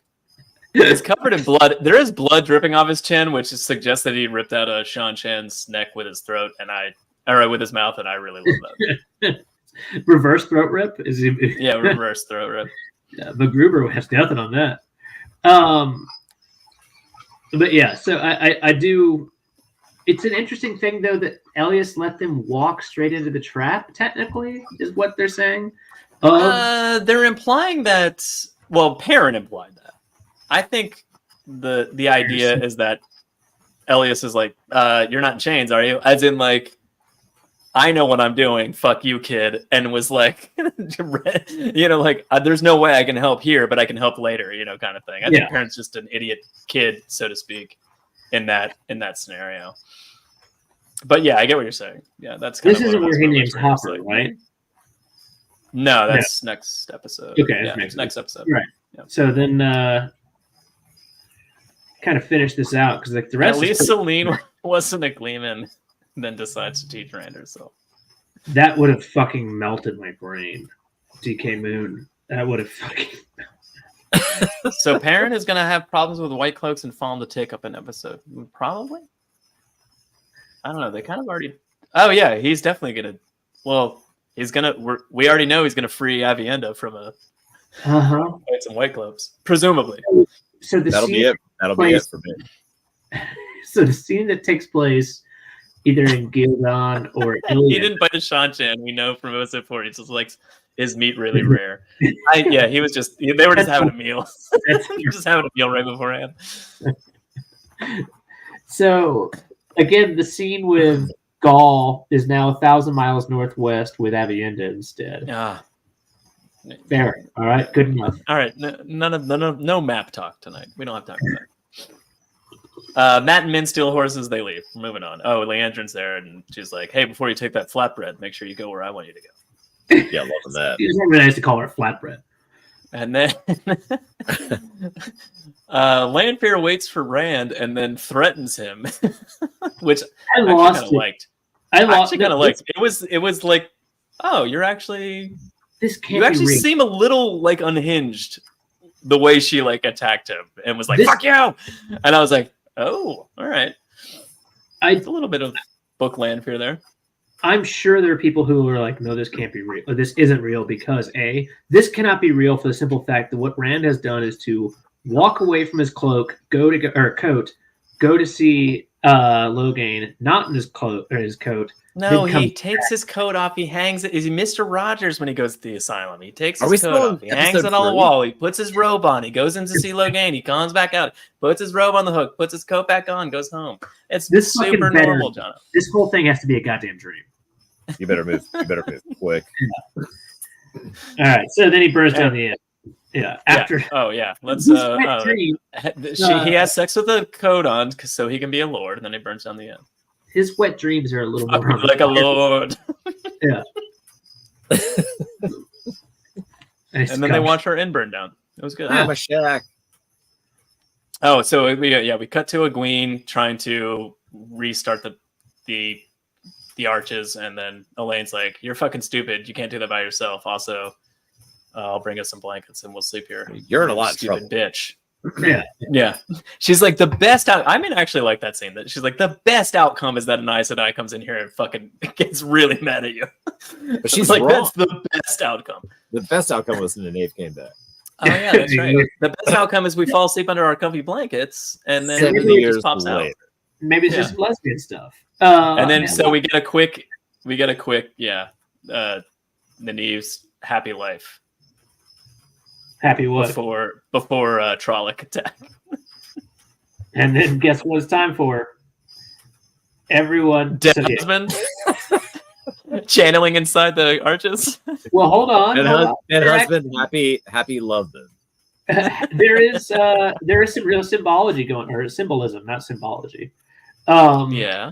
Matt has a arrow to the eye, Oh, I didn't get shots of their dead bodies, Fair but enough. continue. Yeah. and Perrin actually gets an axe to the chest, which at least is an Yeah. axe the first time, as opposed to sword. So when Nynaeve runs through that arch, does that kid just fall on the ground, or is she No, still there? no, it's and got the the mom is picture, just right? like, She I've been just- gone for 7 years. She ran through and the kid just dropped down to the ground. Like she hit a wall and hit the ground. Do you not have It's the like picture? running through platform 9 3/4 and you're a muggle.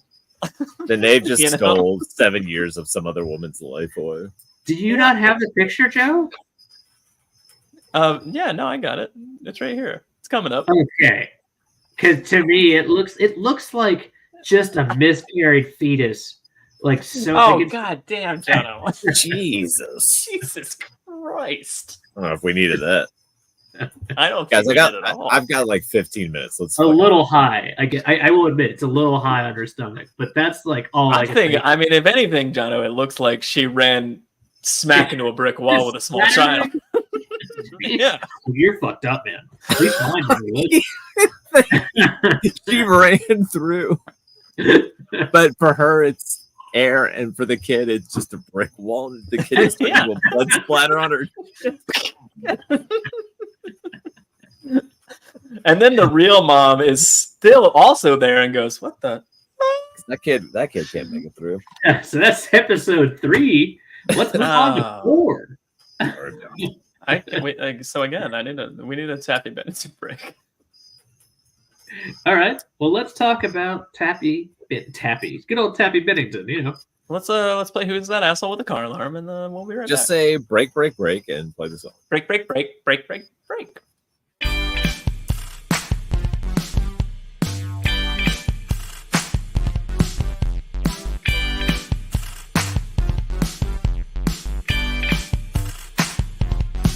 I went to bed late last night, tried to catch my photo wings by counting sheep.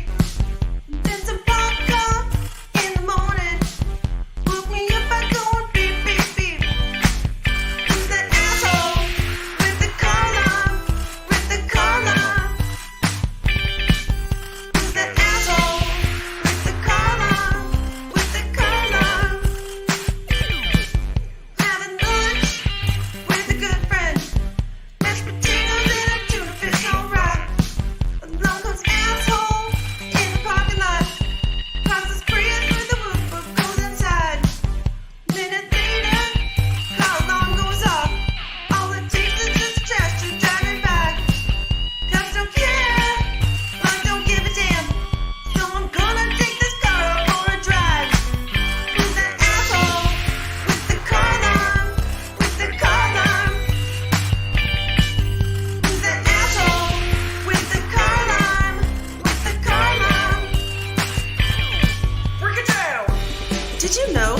inventor of the car alarm, was bludgeoned to death in 1987 by a mob of angry velociraptors.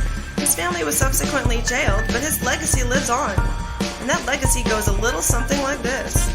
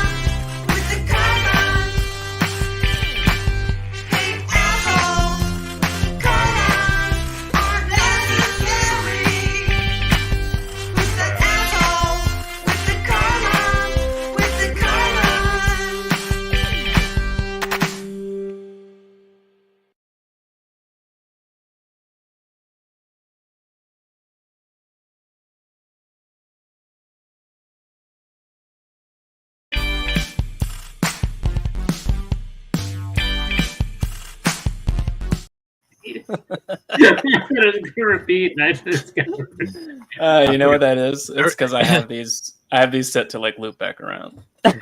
So even a long video, loops back around a lot. So episode 4 starts with this asshole with a car alarm. Is that right? Joe, did you get another drink? That sounds about right. Yeah. What? Did you get another drink while you're up? I've got beer. Yeah. Okay. You got me for 12 more minutes.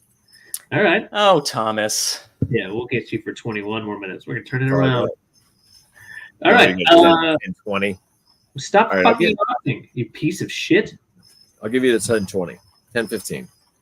10:15. All right. 10:35. All right. We all heard it here first, folks. Tom's ready. All heard it here.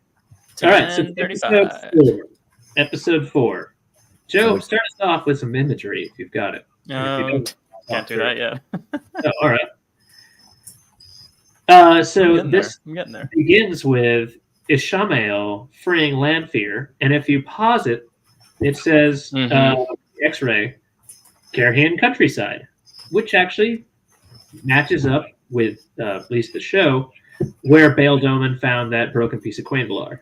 Yeah, so, and he's freeing her with black magic. Well, yeah. The song by... Well, Tom, how else would he free her? I don't know. But the one power doesn't work to free a Forsaken from the boar unless you do a chant. Daughter of the Night. Doctor. It's a GH makes a doff, like a draft of beer. The only way you free Lanfear from the boar while you're doing this chant is just for your own personal benefit. Like, I just want to recite my favorite poem while I do this, which also you don't have to free her. You don't have the power to do that. I like that you chose. And you don't need to do the poem. So I hate the fuck out of this. Hate it a lot. Can we talk about the weirdness that is between the first few episodes of this season? This poem? Yeah. The poem, like, first... Stop saying poem. It's the Dark Prophecy. We don't know that. Only person who called it a poem was Bail Doman. Either way. Why is Doman gives it to Moraine. Moraine has it taken by Lan. Give it to Moraine. Yes, you do. Why? Yeah, and then Moraine has it taken by Lan, who later on this episode has it taken by Maxim, who gives it to Alana, who reads it to her other warder as well. Oh, good God, yeah. Yeah, it's getting us down a path, but I already hate where you're going. But the STD of fucking Dark Prophecies, like everyone's catching it. It's not good. I don't even understand. What's the fucking point of Alana? If they hand it to one more person and they read it, Beetlejuice will. Or it's a videotape from the ring. Either way, I think that Bail Doman's going to be alive. There's no power in the prophecy. Why is he chanting it? Why is he chanting anything while using the one power? It is so fucking stupid. I mean, him reciting a dark prophecy while he's doing that I think isn't it's kind of that weird. It doesn't bother me. Because Yeah, he just likes it. Yeah, because he just likes it. Yeah, because he was like, yeah. maybe he's got a minstrel fetish, and he's just like, guess Really what? She's gonna be likes it. covered in blood, and he's just like kind of into it. She comes out of the boar and she's just like, why were you saying that? He's like, just you're covered in blood. It's made me think of that song that we like. Yeah, Blood Called Blood. Yeah. Not a very good song. Yeah. And yet, top 10 hit. Age of Yeah, it's not. It just makes no sense. I mean, honestly, being very serious about it, it like really misrepresents the magic system to a casual viewer in a big way. To some degree. Like I didn't mention Could he have gotten her out without saying it? No. If the answer is yes, then why is he saying it? Well, maybe. And if the answer is no, then you fucked up the magic system. So it's one or the other. Which, by the way, as Wildman Wyatt is saying, is chanting that bang bang. That is, of course, what Jim Carrey sings in Ace Ventura 2 while driving the truck. Yeah, with the Maryland seat. They never should have cast anybody from Ace Ventura. It's the biggest mistake. I mean, for the 90s, Tom, you know. It's not my fault. This is on Rafe. Sure. I mean, there's no one from Ghostbusters in this, but we came up with Rape Busters. So it's inevitable. Yeah. Wait, we came up with that? I thought that was in the show. It's in the show. It was in the show. It was in the show. It's in the show. Yeah. Yeah. Sorry. So next, after that cold open that we've already talked about, so moving on, old man comes in to tell Moraine's little sister that Moraine's here. and there, who we saw. By the way, did you get her tits in that dress? My sister's been dead for No. 100 years. Yeah. Ender's Wreck, I thought looked pretty nice for a woman who's in her like 70s or 80s. Well, of course it did. All right. I hate the shit out of this too. It wasn't the worst that's happened to me. I hated the 60 versus. We are going out of our way to explain Moraine to people. Yeah. That's true. And you know the biggest thing that bothered me is guess what Moraine grabs? A Gildan Red. A bottle of red fucking wine from Gildan. Like that's a fucking. Oh, I noticed that. Yeah, I noticed that. A bottle of white. Yeah, thanks. Are you Billy Joeling me? That's later on. I am Billy Joeling you. You didn't expect me to get to Billy Joel, did you? I assumed you would. Whatever you want tonight, Tom.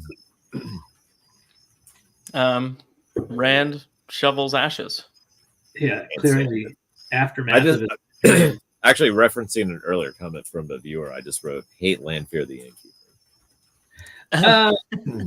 What did you think about we have a family Well, cabin? I think it's funny that she's like, my inn burned down. I finally have a week off. Do you want to come? And then she like handles his handle. That's good. Good summation. What did you think about the I have a cabin in Kinslayer's Dragon I go to?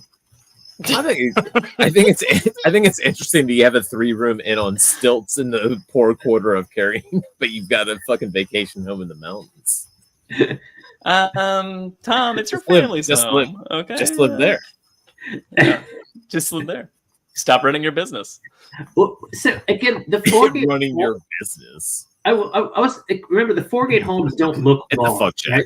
They're a bunch of shanty bullshit. But the fact that you would have a Foregate Inn and a house in the mountains is like, what? Doesn't make sense. This is the poorest quarter where the ragged people go. Mm-hmm. I can sing the rest of the Simon Garfunkel song if you're bored. Ragged people. I'm all right. Go. Yeah. So yeah, that's just bewildering writing. But I don't know. It's hard to tell. Like, what are we being too dickish with a medium that doesn't really matter? At the same time, again, why are you making up shit that isn't in the books? It's a weird, I mean, my biggest problem, like I would complain more about watching our show than I would about the actual show. I was like, man, these guys are broken records. They're really hammering home a point. But I mean, we have to watch the show and talk. We don't have a choice. We gotta watch it. I mean, my complaint is going to be the same forever. Like, why are you making this shit up? Well, Tom, don't point out what everyone should be not doing. Oh, yeah, you're right. My bad. I'm just going to pretend my comments are new every time. Tom, what the fuck are you doing? I hope there's an episode of the Wheel of Time that's just kind of like, or we could watch this dumb podcast. Like, I'll fucking. I mean, so you know what? Honestly, in all seriousness, though, like there's so many other podcasts out there that are just like, the show is great and here is why. And I don't understand. I really would like to just be honest about how I feel about the show. I feel like, and there's a lot of people out there that have read the books, and even if you're being constructively critical or not, that's not my point. But there's a ton of shows that are just for readers or like for watchers of the show and spoiler free for the books. And I'm like, there's got to be somewhere for people to go that just have read the books, one, and two, want to talk about the show in that capacity, whether they like it or not. And our show might be one of the only shows. Honestly, if there's just one other person that hates the show as much as me, they're just like, I'm watching this every week. I'm gonna do it. I'm here for you. This was our niche all a dozen years ago. I again, that wasn't a poem. It was a magical spell. It's a bummer because imagine if it was like a good adaptation, and every week we're just like, this is fucking awesome, and we were all getting together, everybody like talking about how fucking great it was. Like man, that what a world that would have been. What a world. Again, Joe, you never read Game of Thrones. Tom, you did. The first several seasons of that. Also, the fact that they don't show this vagina island, like fucking dumb. I mean, they almost showed it. That's why I put this there. You know what? Almost a shot at the vagina. Big old fucking tease, not to show this, nice labia. But like, not everything with Game of Thrones was perfect. Even in the episode, like season 1. Yeah, no, yeah, I get that. A little cheap. The last season's bad, but you mean the ones where there was no book to go by? If only they would have had a book to go by. What would it be like to have a book to go by? They definitely they wipe out. Oh man! But at the same time, like the thing is, they keep threads. Like I think that's the thing, man. And like I think we've said it only 800 times, so there's only a couple billion times left. There's only a couple hundred more times we can say it. But how much do you have to change the things that don't really need to be changed? And that's what fucking sucks. But anyway, look. I read the Wheel of Time. I like about 5% of what he did there. Mm-hmm. I feel like I can do it better. Let's do it better. Should we just change her name to Rafe Judkins? Like the whole time? I love the fuck out of that. I feel like I can try to change. I don't want to change it a little bit because I feel like a lot of this was really bad. I'm gonna change everything. Oh man! But I'll keep the names. Well, some of them. I mean, that's basically some of the names, not all of the names. Some of the names. There's too many fucking names. Some of the names I'll interchange for other names. This sits right here. Where are we at? Too many fucking names. Here's my point. If you're trying to tell me that you can't adapt this never mind. somewhat faithfully, then all you're telling me is that you fucking suck at your job. Jesus. Like, we had to make all these changes because I love you so much. You know, I mean, like, have I told you that lately? Have I told you this show is lately that it's impossible to adapt and it's just not doable, or that you suck, and I think you suck. I think it's doable. Oh man! All right, let's get to the next scene. You're just the best. You're just the best. Sorry. Yeah. Nynaeve wakes up. She's actually an accepted. Hasn't run away from the tower until we get to that comment from earlier that was like, we wake up at the end of season 8. Do you have a picture of her new? So you don't quite see it here. One of the main advantages of the accepted dress, there's two. The multi-hued wristband. And narrow slit for cleavage. Oh, I don't know if I have a good shot of that. Nope, she's getting hugged.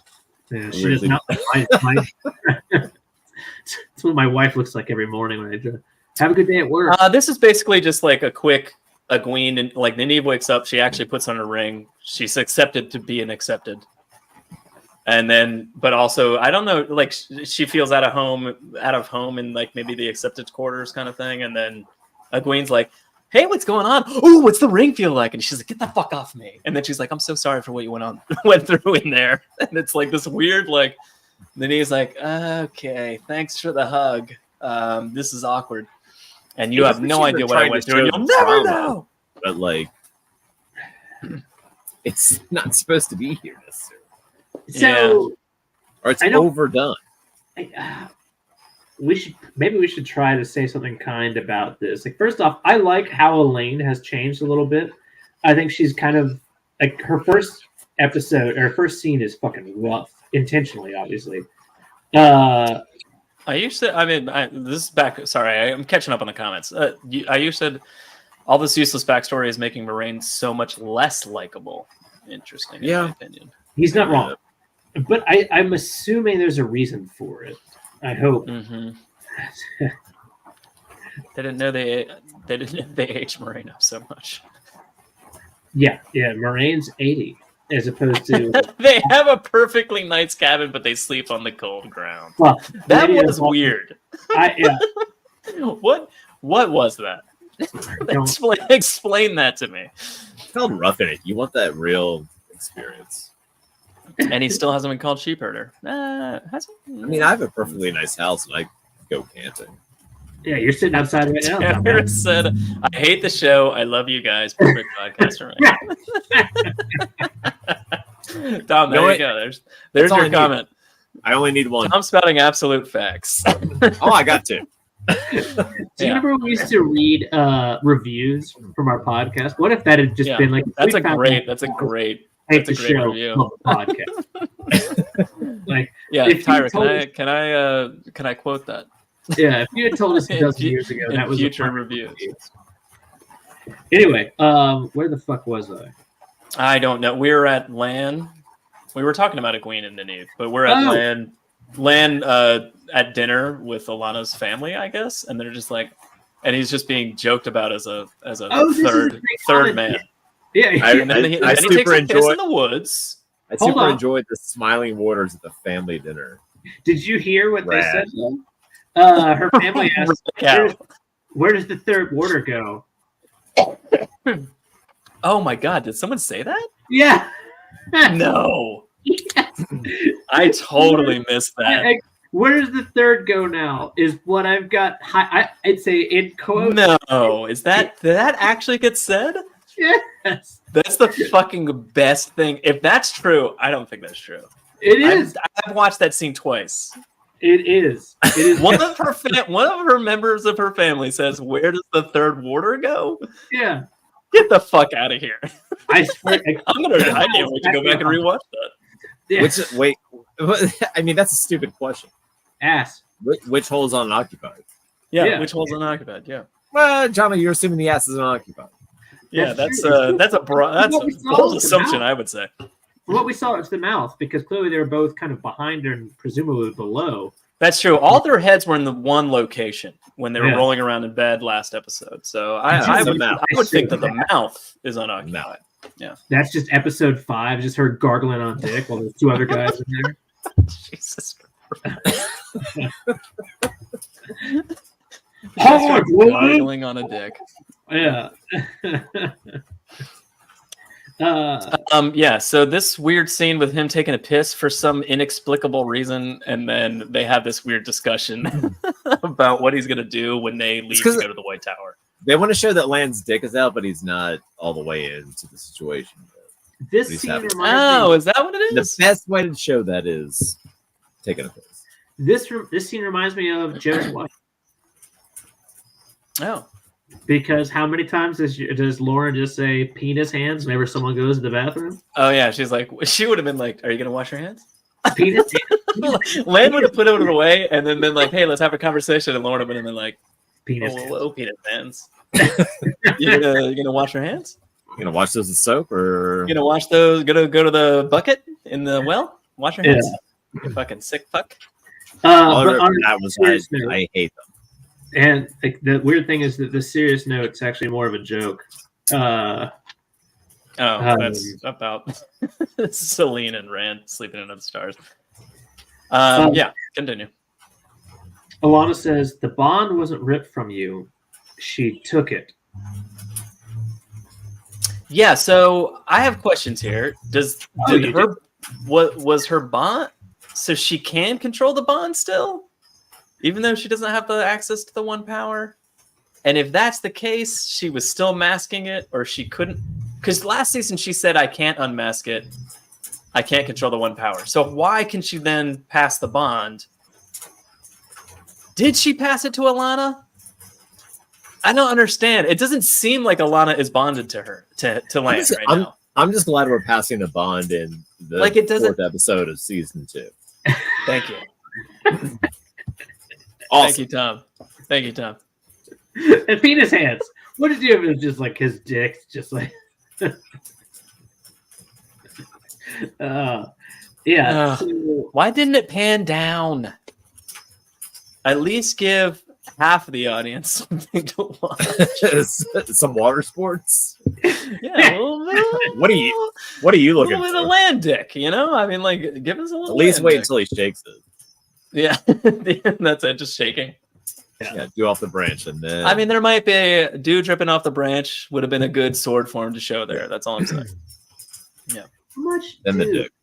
Yeah. Anyway, so there is this interesting mention that Nynaeve will need a warder because she's gone through the arches. Quick note: every single thing about Nynaeve going through the arches, I hate. Is she an Aes Sedai now? No. Well, also they're mentioning it like Nynaeve's about to go through the arches, kind of thing, and he's like, I don't know if I'm ready to repeat my mistakes, kind of thing. Yeah. And like I get what he's saying and what this conversation. The whole point is like maybe you should be Nynaeve's warder, and he's like, How does she know that? I'm not fucking ready for that. I don't have smart. But how does she fucking know that? Thank you. And then also, somebody the wrote conversation a at the well with Maxim. I think. Do we already have that, or is that coming up? It's Maxim. Yeah. All right, it's coming up. Anyway, so the conversation at the well is like Maxim going like, hey, I have a really good magazine, and there's a lot of women in this magazine that don't have a lot of clothes on. And then I was like, wait a minute, that's not what he was talking about. But what he was talking about was like, you could possibly go back to Moraine after this. And he's like, what the fuck are you talking about? And I'm just like, what is this conversation? And why are we having it? I will say, whole time it was happening. Whichever producer of this show can prove to me that they made them Uno Maxim, I'm sending that person $1,000. I want to see that. I want to see that guy get Uno. Oh God! He's a seriously. What is the point of these? What we said the same thing in season 1. Why the fuck am I wasting 2 fucking episodes on Steppen and this other Aes Sedai? Getting is staggering. Like the amount of time that we're spending with characters that are ultimately unimportant is mind-bogglingly large. Also, why? I'm annoyed at the amount of time we're getting with Moraine, but at least it's Moraine. Yeah, but at least it's Moraine. Yeah, and also you can just feel like, oh, it's a little Moraine season episode book 3. It's a little Moraine book 2. I get it. All right, whatever. Smash them together. It makes sense. But like, and even then, you're like, it's still a little too much.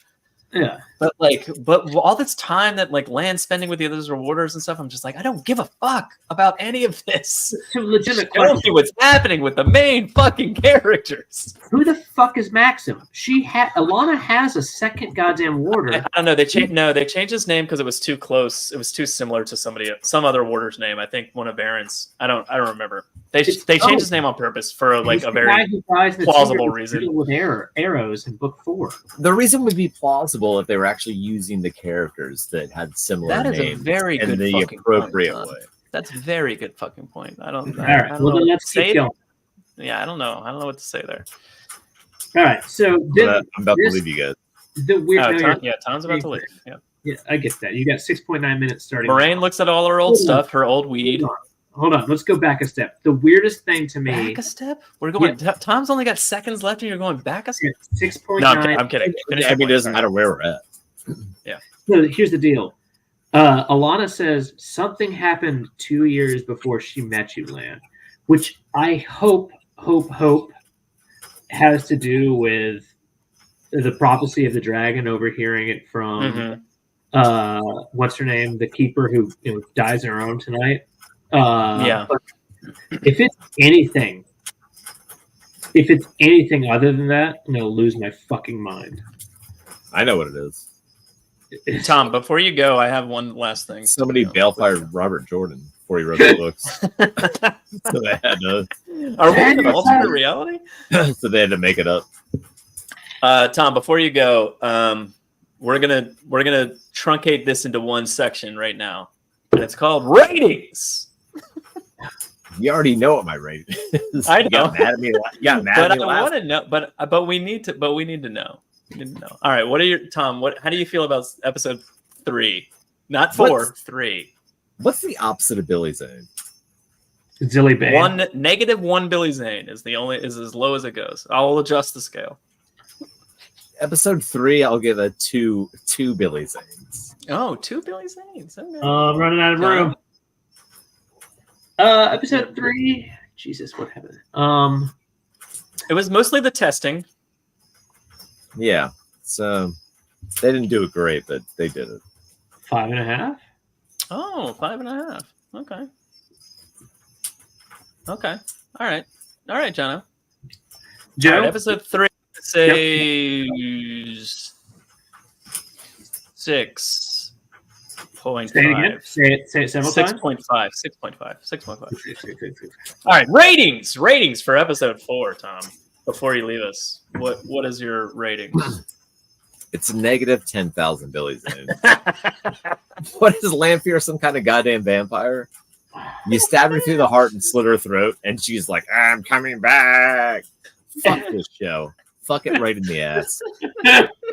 I cannot wait for it to get canceled. I hope everybody working is fucking homeless within the next fucking 5 minutes. What a piece of shit TV show.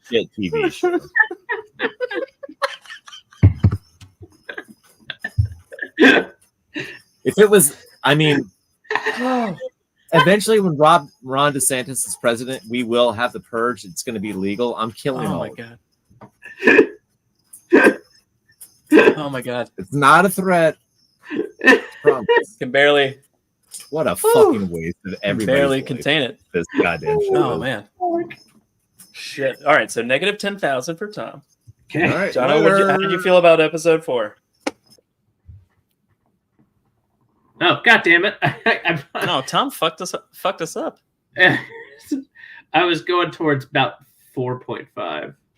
4.5, okay. Yeah, what about you?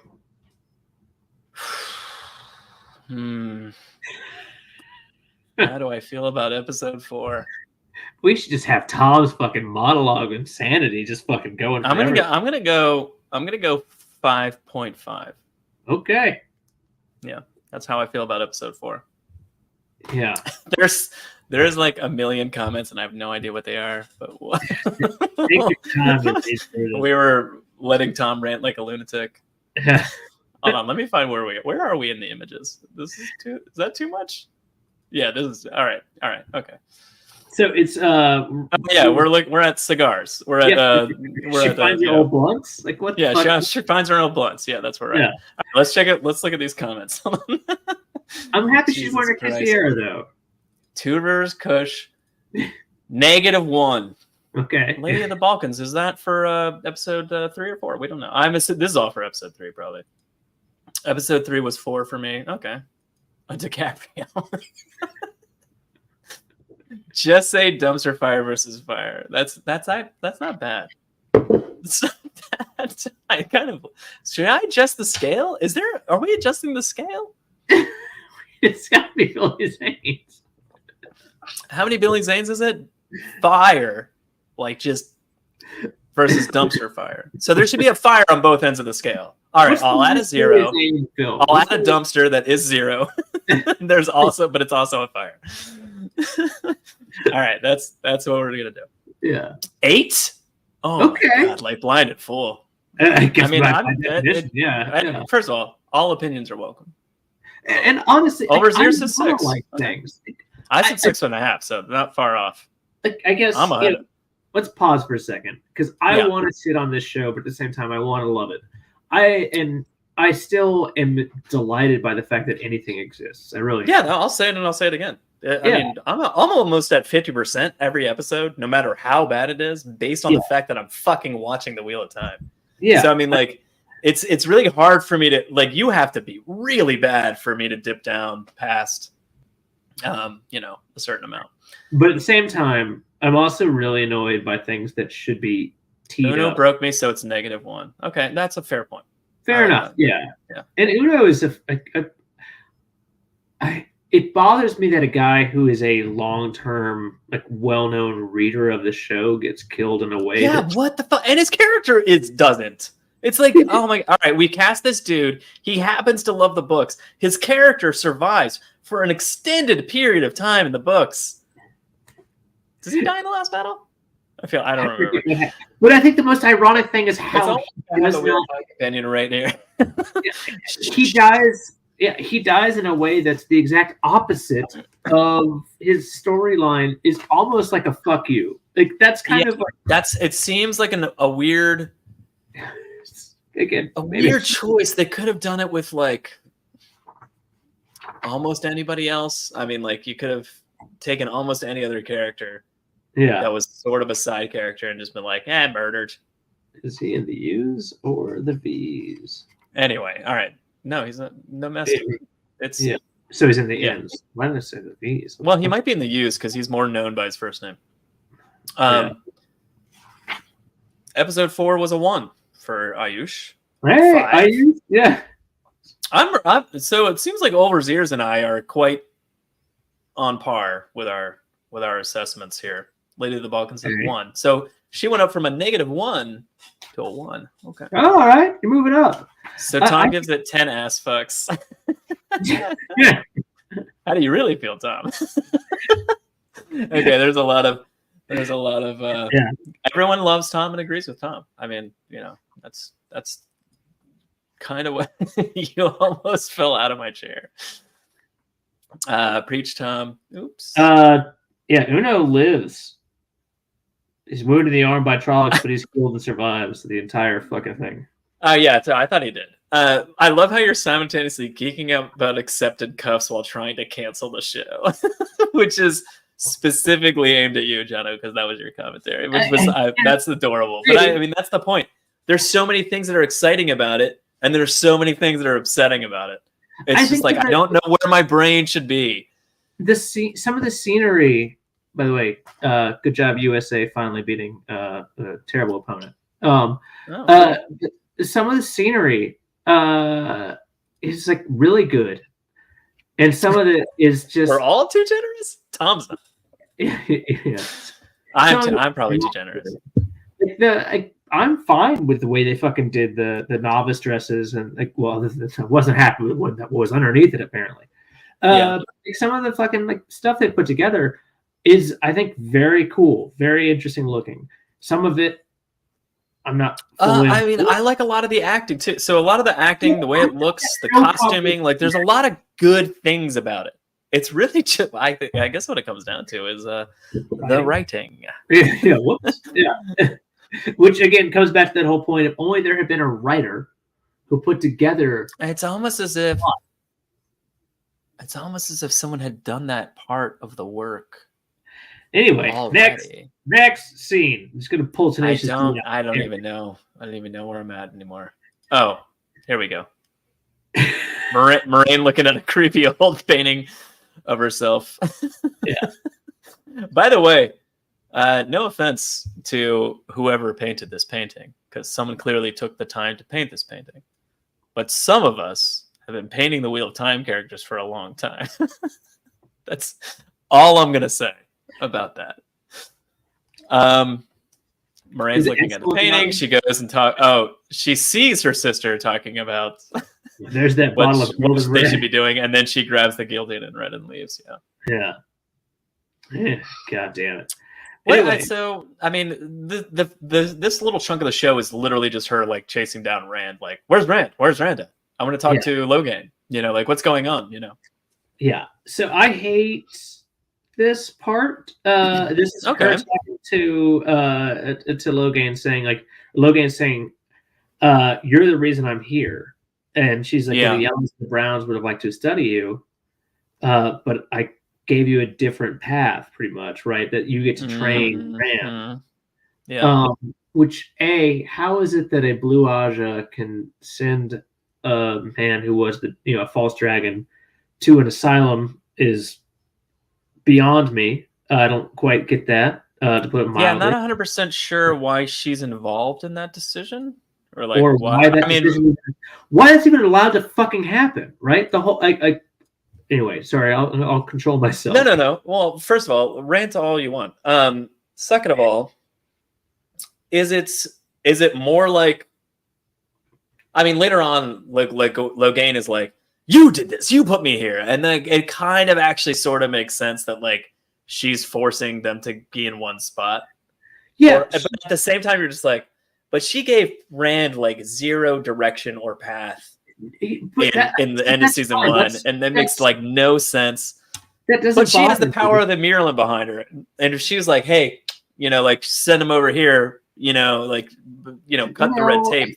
That doesn't bother. Like the whole point of like Rand's fucking arc is really annoyingly like petty and teenager-ish, and that he's like, I've got to go wherever they don't want to push me. So letting him kind of just be open to go wherever makes sense because it's almost like a magnet for him to like try to fucking figure it out. But the fact that the magnet end, to use my really bad, but if Moraine is like, I'm going to put Logain here, because I know if I go to that city, I can have a certain level of influence and power if needed. Yeah. Because it's and then I know that Rand will eventually be magnetically drawn to this spot because of Logain stuff. Yeah. Is that what you're trying to say? Like that's what it seems like the book, I'm sorry, not at all. I'll try that again. What the show is trying to say. That's what it seems like the books are trying to tell us. Not at all. That's what the show is trying to say. Is like as long as like she dangles this idea out but there. I don't hate that idea, I guess, is my point. I do. Why the fuck would the tower ever let Logain out of the goddamn tower? That's the formative piece. Book tower or real tower. She even says the Browns want to watch. Makes sense. The Yellows want to watch. Actually, makes sense. Why would they let this guy? Why would he not be surrounded by Aes Sedai? Even if he were somehow allowed to leave, why would he? Allowed to leave Tower Grounds, there would still be Aes Sedai crawling up his ass to watch him just, slowly just, cater off and fucking die. It doesn't make fucking sense. Okay. Yeah. Yeah. But anyway. That all makes a lot of sense to me, Jono. Not gonna lie. And I still don't understand the formative issue, which is how the fuck can he actually train Rand? I think it's only in the sense of like the concept of how the male half of the power works versus the female, because she knows she can't do it. I think that's like, and you know what? Honestly, the idea that he's replacing Asmodean, I don't quite agree with. I don't think that's necessarily the case. I think that's more of a, maybe he's the beginning, like the novice teacher, and then later on he's either dead, Uno style, prematurely, or like Asmodean just comes in as an active teacher where I can actually show you things. And he taught you like the little basis you needed to know to like navigate, like sort of controlling it in any degree whatsoever, but I can actually show you how to do weaves and like do these powerful things. It doesn't necessarily negate Asmodean later, is all I'm saying. I hope not, but at the same time, I hope not too. Yeah, because I love Asmodean, so hopefully he's in the show. Also, hopefully he doesn't, like he dies off screen and we don't ever know who does it. That's what I would like to happen. Did you read the glossary? Always a point. Read the glossary. and then in the credits at the very end, it's like, by the way, that's how he died. So two things. One, I've already lost track of where it was going to go. Good. Yeah, you lost track. Yeah, but secondly, the thing that bothers me in part of this is, I guess one is I never loved Logain's arc really at the end. Like I wasn't fully, it's a little too much for me sometimes, but I didn't write this shit, so whatever. How dare I criticize the books? Two, he says here, boy has as much power as I did. And I know that Logain in the books is actually shown. Well, I mean, like he might not technically understand the weight of what he's saying, or he might be like, he's powerful like me, like I don't. But what does he say? Like Logain in the actual book says, like, there's a guy fucking like, shined like the sun. I knew he was going to be, everything, which again bothers me later on. But like that to me is like the whole point here is, we keep fucking hyping up Nynaeve. Why aren't we saying what the fuck Rand is and should be? Okay, that makes sense. Yeah. But anyway, so enough of this shit. Let's go on to the next shit. What summary? I really enjoyed episode 4, except everything with Lan. What summary? You guys, hi. They never actually watched. Hey guys. Hey guys. You have a better option, don't you? No one's as truthful as us, Jono. Might answer, yeah. I really wish they'd just get to Falm already so they could get closer to the books. They clearly don't have any good original content to give us. I mean, that's a fair comment. Jesus. It's to hide a knife in that wine dress. And she just had giant pockets in those skirts. Here's about I thought the Tyrion dress was actually fucking fantastic. That's exactly I did too. But I also enjoyed how she just like took the big knife and went whoop, and just disappeared into her skirts. And I was like, Jesus Christ! So this thing, does she have 800 pockets? Maybe. Is that what I'm getting from that? So on that note, I didn't think she was fantastic too, with the fact that. Because she, of all people right now, assuming, big assumption, that she cannot channel because she's shielded or actually stilled, understands... you mean the way she's like backing away a little bit? No, but understands more than anyone what it must be to not feel the power, not be able to channel, and the suicidal tendencies. So that brings up an interesting point, though. Like, that's like, what? Even though this conversation shouldn't be fucking taking place... There's also the point of like, oh, this is actually kind of an interesting conversation to be taking place right now. So I'm like, I'm constantly doing that with the show. I don't know. Again, there is some good writing. There is some interesting, like, it's just why. I'm guessing Moraine wrote to Swan to got her to put Logain there. Which may be part of tying that into the coup. Yeah, I like that. Yeah, I don't think it's not a bad take. I don't know why Joe stopped. It's not a bad plot point for the show. Yeah, but again, they could have just gone with the actual plot. What kind of asylum is this anyway? Like, does it know it's sheltering a false dragon? Doesn't see this normally. Who knows about this? Like, these are all valid questions I use. That's exactly. That's part of what just kind of weird. It's like Arkham Asylum, but for former channelers. Oh, so they just get out all the time. It's not a good asylum. Batman has to put them right back in. It's a vicious cycle. It's not good. All right, let's move on from this. The asylum should be run by yellows. No, I'm catching up on comments. Rand's already said he can't teach him anything. I think the fact that Logain can't teach him just increases the need for Asmodean. Yes and no, because I think the show fully intends to make him teach him. Until Moraine came, and then it all of a sudden seems like hey, you're going to teach him. Like you've been holding back. Yeah. Well, what summary? We appreciate your efforts. Well, thank you. Yeah. I wonder if they're going to do the fight in the sky at Falm, and who going to blow the horn? Well, we already know it's the guy with the horn tattoo. That guy's already first in line. Yeah, it's that. Actually, I'm pretty sure that was a woman in that scene. It's a woman. Probably Fael. Fuck off. If Fael has anything, if she blows the horn, I may get louder and angrier than fucking Tom. Oh, check it out. It's Egwene and Elaine talking about how Nynaeve doesn't need her anymore. This is an interesting thing. Coming from my perspective, who, a person who despises Elaine, what do you think about her so far? For real. I think she's actually been fantastic. I think she actually really kind of may actually, bite my fucking dick tongue. She may actually be better written to fit this narrative than what was in the original books. Again, for this narrative. So to your point, in the books though, current book 2-3 Elaine, not the worst human being yet. I actually like Elaine. And I think there's enough I'm the daughter heir bullshit going on with her character already to like lay seeds for when I really despise her later on. But currently she's doing what she did in the books and is kind of like that bridge between, it's more for Egwene at this point, but like that bridge between Nynaeve and Egwene when they're like kind of arguing, kind of thing. And I think they're kind of crushing Elaine out right now. Although I do hate her just out of proper respect of the if they just give character her as a different name, she'd have been fine with it. Hey, that's probably next season. Yeah, next season.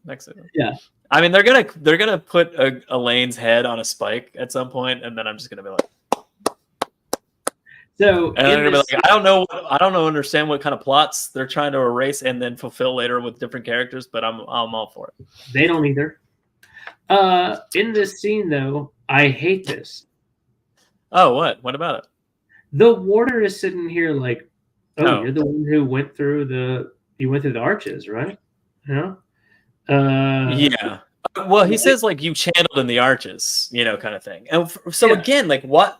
It's not surprising that the warders know things that their Aes Sedai know. Like presumably their Aes Sedai talk to their warders. It's not that weird. What's weird is that there's no boundaries. They're just gabbing like within the tower of like decorum, like where a warder wouldn't just like walk up to and accept it and be like, "Hey, I heard this on the street." Like that's the weird part. That's what caused that to be strange. Yeah. It wasn't about like him being like, "Hey, they're gone, but you want to train with me? Yeah. Are you gonna? Hopefully, you're not gonna be Red Aja or whatever the fuck he says." But like, he does say that. Like, what the fuck? Like that's a weird fucking thing to say. And also, if you're not yet a warder and you can be chosen, that means he's a youngling. In which case, how the fuck does he know any of this? Younglings don't exist yet as a term, but you're exactly right. Do you know what I'm saying though? Like that. So that means like rumors of what Nynaeve did has rippled through the tower already, gotten to these people, and he feels bold enough to say this out loud to her. I eat your ass. Yeah. So weird. Again, like the hierarchy of the tower doesn't seem to exist very well in the show. Like they're not doing a good job of like illustrating Aes Sedai versus accepted versus novice versus like temple, right? Like a temple to channeling into like power, right? The only thing that's really stood for 3,000 years. It's not supposed to be, bunch of dicks sweating around in some sand. Also, I can't help but notice they're fighting with quarterstaffs a lot in the warder training ground, and I'm angered by the fact that Matt has already left the tower, and clearly we're not getting that scene.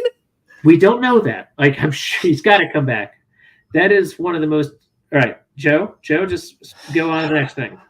Jesus fucking Christ! Go on to the next That's all thing. I have to say about that. That's all I gotta say. The next thing is just she just watches Nynaeve leave and she's like, and then she goes up to yell at Leanne. Yeah.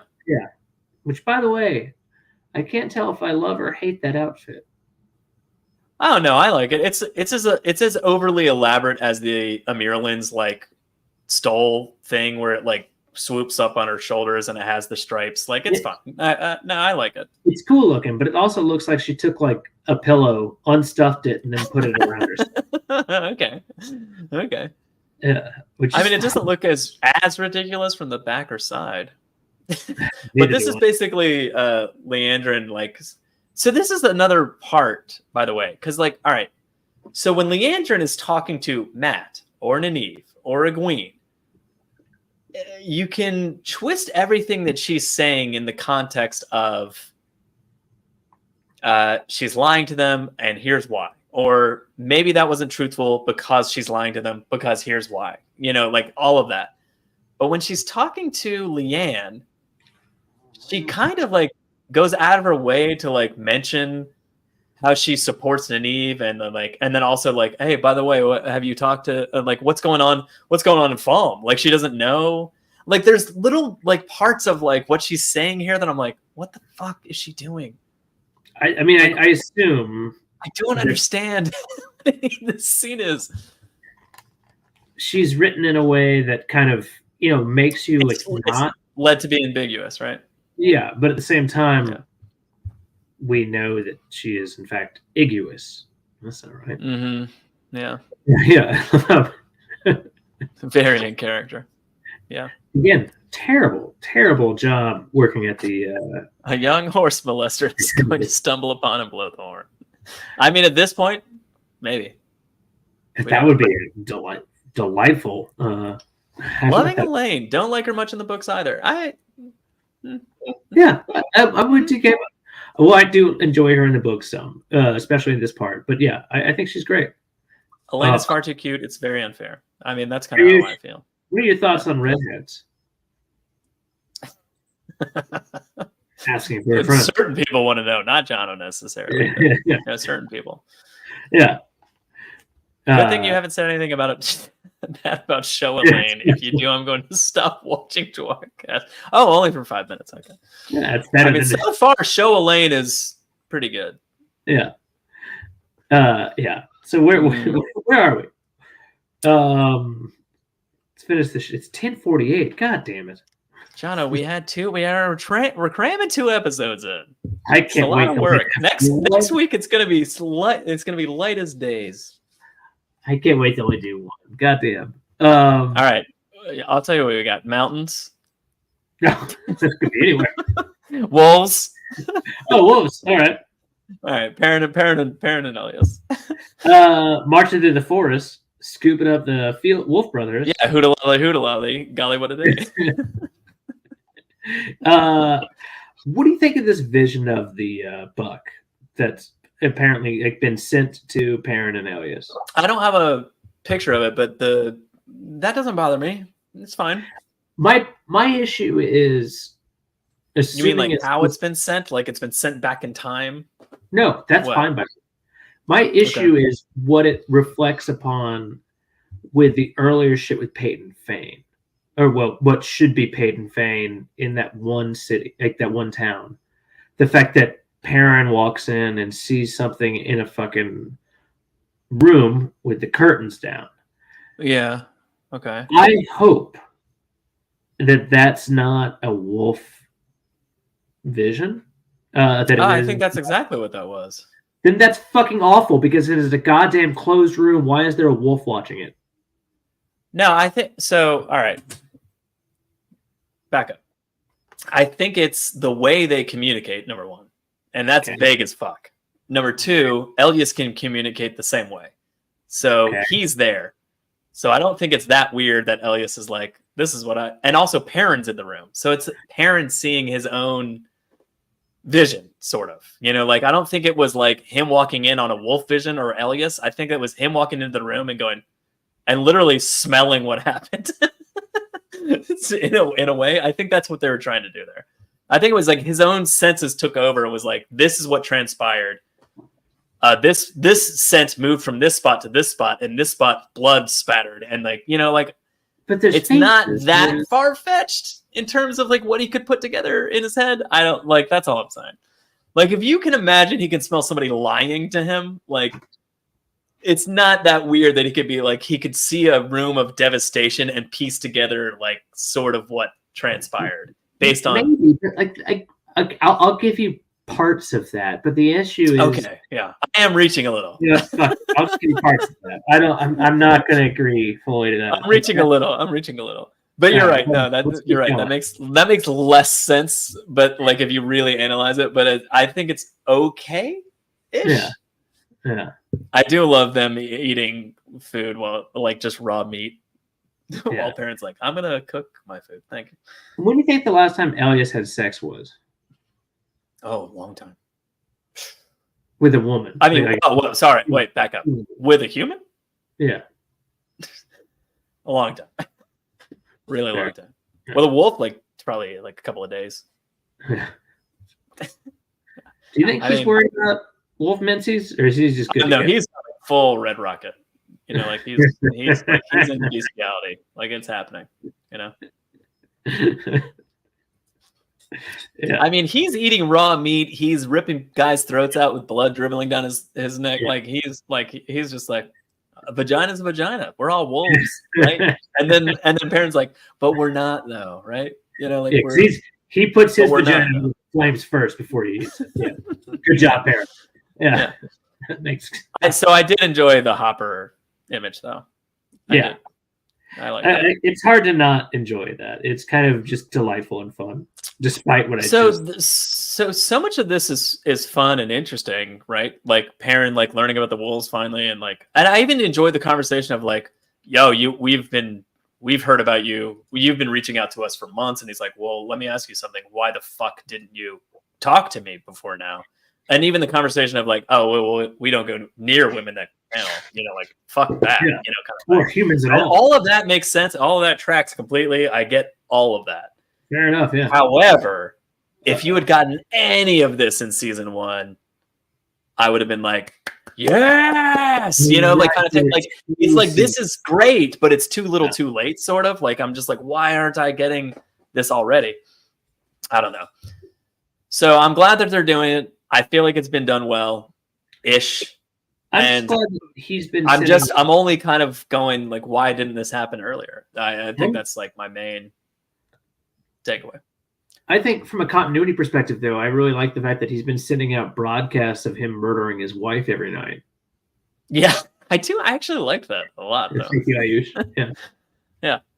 Yeah. I am ready for a reread of the books podcast. Oh, okay. I mean, it's coming soon. Yeah. I mean, yeah. We did 1 through 3, right? Yeah. We'll do. We need to do 4 through 14. Jesus. It's only 10 books, Jono. Not a big deal. It's actually 11. Shh. Anyway, moving on. It's so convoluted though. Okay. Yeah, it's there. So next up is sense of what happened, but not clear with pictures of people's faces. Okay. Yeah. I agree. Like, did it need to be Pat and Fane, or it could have been a blurry person? Yeah, that would have made. It's kind of why my issue is that there is too much granularity, and unless there's just a fucking wolf, just a little more ambiguity in the visions when it's him. In that instance, if there was a little more ambiguity, it would have made it a little more believable. Yeah. But it was better than him just sniffing. That's true. It was better than him just sniffing. Well, I don't know. The sniffing all of a sudden gets you into some more interesting. Suspending disbelief on Perrin in room. All right, fair enough. Okay. Is he still a warder? That's an excellent question. So his bond doing warders in this show? Yes, absolutely. Yeah. What you're saying, Jono? Sorry. His bond has been masked and then forcibly taken from him. No, just kidding. But that's what happened to Lan, who is still bonded to a actual Aes Sedai after only 6 months, or 6 days. So who knows what happens after a couple of decades? I have really no idea. Elias lets the people that hired him die. A good way to make money. It's fine. Wild Man Wyatt. It's fine if he got paid up front. Yeah. And also, they didn't all die. Only that's true. Yeah, that's true. Only a fan of the books died. He had it coming. All right, so this is now Lan reading the prophecy, the poem of the dark. It's real quick. It's just Lan reading the prophecy, and then he talks to Maxim at the well about he could somehow find his way back to Moraine. Yeah, which is so that's a weird thing with the way they're doing this plot line in the show. No idea if that happens. Like, does he go back to Moraine, or is next season going to be Nynaeve breaks her bond and he dives into a river to get her or something? Kind of thing. Like, who knows what's going on with those characters right now? Nynaeve and Lan and Moraine are kind of at weird places within their story arcs, and it could really kind of turn into anything at this point. So there's some weird shit here too with like Alana masks the bond with Maxim at night, except when they're fucking or in battle. That's his point. Like Moraine. So that kind of leads back to my other question. Did Moraine give Lan's bond to Alana? Because I don't feel like she did. But clearly the answer is yes, kind of. It's just so then Alana would then give it back to Moraine. Is Maxim's point that like Alana could then, if you find your way to like understand where Moraine's coming from and you guys can reconcile, that Alana would then hand the bond back to Moraine? Like, is that his point in this conversation? It seems like the answer is yes. Because that's fucking ridiculous. Ridiculous. Ridiculous. Great spell, but yes. I don't know about that one. Yeah. We get a quick Moraine at the gates, in the Four Gates, like looking for Rand. And it's a quick tidbit of like her not getting the information that she wants, and her eyes and ears aren't really informing her, but they're not informing her, I guess. Yeah. That obviously comes up later. What's the next one? Oh, did you want to know, Jono? Yeah. It's a very large cliff. I sent Joe all of like 3 messages, I think. One of which was, as you guys saw, get all the bloody clothes for Nynaeve at the yeah. And the other one was make sure you show me all the clips. Why are there so many clip scenes? It doesn't make sense. I don't know. Overlooking on everything. I don't know. Oh god. Anyway, so Lanfear is talking about fucking lose Theron. Yeah. Interesting. I hate is she talking about fucking lose Theron at this point in this place? Yeah. She's talking, which doesn't make sense when you think about the actual. Well, she's like, this actually isn't a family's cabin home, like my vacation home. This is like a place I used to come with a lover. And but does that mean lose Theron though? Yes. Yeah. Every time she talks about a lover, it's lose Theron every time. Yeah, you think so? Okay. Right. Yeah. Okay. Fair enough. I mean, it's just basically Rand going like, oh yeah, I used to live in a place like this, and like my friends always wanted to leave, and I never did, and kind of thing. And it's almost like Lanfear brought you here on purpose. No, that's all I would say. Yeah, that's what I'm saying. Like, that doesn't mean she actually fucked loose Theron there. That just means she literally. That just means she's like lying. The whole purpose of her taking Rand up there was to put them on a cliff face and force him to channel in front of her with a fade as a threat. I get that, but every story, but the point is like, yeah, she's lying, but it's all a lie, man. Like, she didn't have a vacation home up on the cliffside with fucking loose Theron. She was just like, seems entirely possible. No, get the fuck out of here. Wouldn't have been actually. Never mind. You're right. I'm completely wrong. Yeah, I'm so wrong. Who wrote your? I don't know what the fuck I'm saying right now. Yeah, this is obviously Lanfear telling the truth the first time. Lanfear Theron. Yeah, Lanfear Theron. Yeah, that's his name, right? That's correct. We get a little quick Matt gambling with, and he's bad at it. Yeah, again. Why don't you just? Why isn't he just weirdly winning right now? Like I'm not upset. So if we're pulling everything back, right? If we're trying to make him start at 0, which what happened to the first season, whatever. If you're making him start at 0, him being a bad gambler and a coward, I guess makes sense. I don't agree with the coward thing because Matt Cawthon actually never broke a promise. Like, that's the whole point of everything about him is like, once you get him to swear. But, I guess he's never promised to do anything. But let me ask you this, like, though, why are we starting at 0 though? Like, why is that? Because it makes a more interesting character. We have uninteresting character Matt from season 1. So Now- why not immediately kickstart his character into somebody we start giving a fuck about as soon as humanly possible? And in terms of the scenes that have happened so far, I'm like, I actually don't mind the Min Matt scenario. I'm kind of enjoying it. Yeah. But in terms of that little thing, like just a little bit of like, it's the same thing with Perrin and the Wolves. It's like, if you just showed him like, oh, I won again? I don't fucking know. And like, that was it. And it was just like a quick, like, I have no idea what's happening right now. Usually I lose all the time. Or something like that. It could be something as simple as that. Because we established in season 1 that Matt was bad at gambling. He lost to Rand and Perrin in the Two Rivers. And they were like, true, yeah. does he have any money to buy a fucking like thing to float down the river? And, you know, kind of thing. Like, they already kind of like showed us that. So it's like, stop wasting our time with new Matt. Get him on page, you know, like kind of thing. I guess the point is to say that he's actually just still the same piece of shit then, right? We haven't gone anywhere. It's been hanging out in a fucking cell for 5 months. Yeah, well, that I disagree with. All right. That I'm like, fuck that. I don't need to see same piece of shit Matt. Why are they showing me same piece of shit Matt?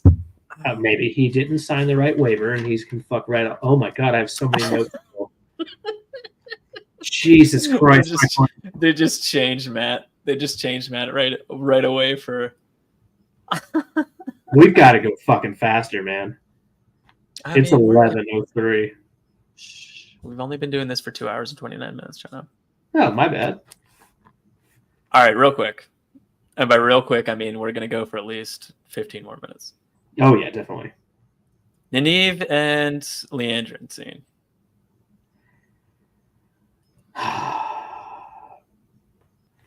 So seems pointless. Also, in the testing, she literally said, "Shut the fuck up! What happens in the things are your own." And then, like, literally fast forward to this season or this episode, and she's like, "So, who did you lose in the arches?" And I'm just like, "What the fuck? What are you doing?" Because even within the concept of the show, you're fucking up. There's some weird shit here. Her son, by the way, is 90. Pretty impressive. Thank you, Taffy. I thought everyone had a cliffside vacation home with Luce Theron. I mean, I do. It'd be nice. But it's all in my inner space Luce Theron spaceship head. Oh, great callback. I think it's a good scene with good acting and dialogue, but it just, I still have issues with this duo together, right? It makes it a little bit more believable that they would go together. It's odd, right? But at the same time, it feels weird. I always loved the fact that, you know, like in the books, in book 2, like they're looking askance at Leandrin, like, why the fuck is she taking us to Falm? And Nynaeve is like, even a hateful person like Moraine has to trust someone. Yeah. So like, that's actually a good point, Jono. Yeah. I didn't need this greater, like, let's learn about Leandrin. Fair, but in the idea that she's just like planting the seed of like, come with me now, and this is believable, like, actually makes a lot of sense. You know, like that's fair enough. God damn it. How dare you make that plot line make sense?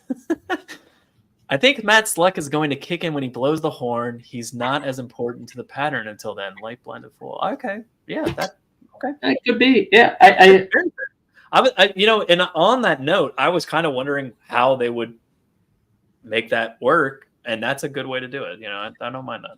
So, I mean, technically he's not wrong, right? Matt's luck really doesn't seem to change until he's there in Tar Valon. And he has since blown the horn, but in the show he hasn't done that yet. But whoopsie, we forgot something in his past. Will he end up stealing something that gives him his luck? God, I hope not. There is that dumb fucking Terangriel, right? That everyone was like, "Is that what did it?" That's there in book 3 as well. Ugh, I hope not. Let's hope not. Anyway, moving on. Unless you get more. Showing him bad luck now makes it more dramatic when he gets good luck later. Fair enough. But again, they already showed him with bad luck. You know what is good luck? I guess they need to. Maybe you need. I mean, it was brief, and maybe you need to hammer that home a little more before you're like, "Hey, suddenly he wins at everything." You know. I'll tell you what. In episode 7 and 8, season 1, he wasn't lucky at all. That's true. Yeah, that's a good joke. All right. Anyway. We get this weird meditating scene with Lan and the warders, which is really just a way for Maxim to sneak off and like steal the dark prophecy. The poem. But to the point of the conversation that Lan's having with Ivan, it's along the lines of like, it's the same thing with Maxim at the well. It's like, you could go back to Moraine, and he's kind of like, well, do you even know what Moraine wants anymore? And he's like, no, I don't know if I do, you know, kind of thing. So it's sort of like they're both helping him in different ways reconcile with the fact that he's not with Moraine anymore. No, and I hope he does. Can you go back to the first picture though? Sure. It looks a lot like they're probably maybe on a cliffside. They are rather high up overlooking something, to be fair. To be sure. Yeah. All right, that's it. Okay. Yeah. Oh yeah. So then Maxim sneaks inside and he's like, "Look what I found." You know? It just keeps telling this. Everyone just keeps stealing this fucking dark poem. it's just getting passed around. Yeah, it's like a note in class. Hand it back. I don't even know who it's going to. I'm just gonna throw it like a paper airplane. Anyway, Moraine conversation with her sister. I love that she tries to like not confront her sister or not talk to her, so she goes to her own room, which is where her sister is. Yeah. And she even pauses by her sister's door and she's like, should I talk to her? No, I'm not going to. And then she walks in her own room and she's like, God damn it. Yeah. Fuck, I guess we should talk. Yeah. It was great. This conversation, I liked it only in the sense of like, fuck you, Moraine, for 1 minute. And like, if you want to know what you want to know, you have to have a conversation with me. And I'm not sure if this is the character I wanted to have this conversation with Moraine. It feels like it's more of a Lan conversation, but it was nice to see Moraine taken down a peg for like 1 second so she could be like, fuck you, I took all your eyes and ears, they've talked to me now. If you want to know the information you want to know, guess who you need to talk to while we have tea. I'm right there with you. The whole start to finish, Uncle ruined us. Like there's a lot of history that we're going to get. There's a lot of which presumably is going to be King Layman, with the whole Iahor. You left, father held out hope, this kind of thing, but that you would come back. But I held this family together, and now my son is going to marry the queen. So I went from here. Oh yeah, down low. This sounds like her son is going to be Galad. Really? Galad, I know, has been cast. And Galad's last name is Damadred. Whatever the fuck people call it. Yep, that's right. Hold your head. Let's not forget that this woman is 60. So Galad's technically 60 years is how long Moraine's been gone. So at the very least 70, I would assume, to have any real. I think she's 70. Yeah, I think they said Moraine is 70. Yeah. So that would make so if Moraine's been gone for 60 years, she left when her sister was 10? Based on that painting, that makes sense. But yeah. So Galad. Okay. All right, that kind of tracks, yeah. Well, Galad's a little old. Either that or this chick was shacking up a little late. But or she was 30 when she had a child, and now he's 30? 30, you need to do your math better. But yeah. 31, whatever. 30 and change. But either way, it's not a normal age for this type of stuff to get engaged to a queen. Okay. Well, you're also reaching there. We don't know if it's Galad. I'm the one reaching. They're the ones who have a queen of Carrion. I'm just saying. Queen. We don't know her son is going to be Galad. There is not many other options. But either way, Queen okay. of Perrin. That didn't happen either. Fair. Okay. Yeah. Not a fan of the land story. I think it's finally going to end now, though. What makes you think that? I think that they're actually trying to. I actually agree with him. I think that there's got to be some sort, like, enough options have been put forth of why it is that he's not really being in the position he thinks he is. Yeah. Okay. It's the dumb kick a dog, like, yell at a dog to make him run away to keep him safe kind of thing.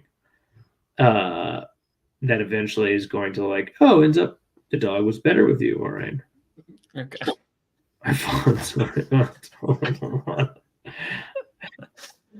They're playing telephone with the prophecy. Yeah, I imagine her son is Barthanes. Oh, look at that. Barthanes. I love that way more. His manner sits like a toad.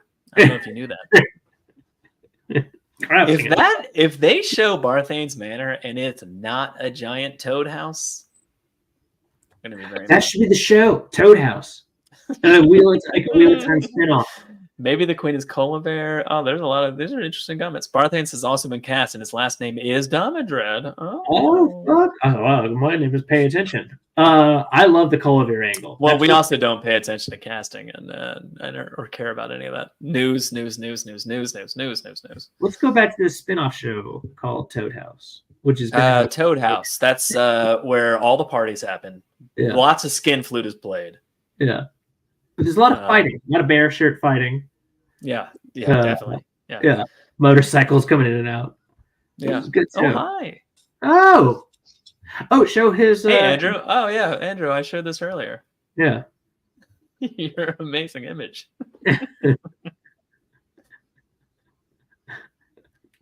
Just saying. That's also, story. thanks for giving me that image to show.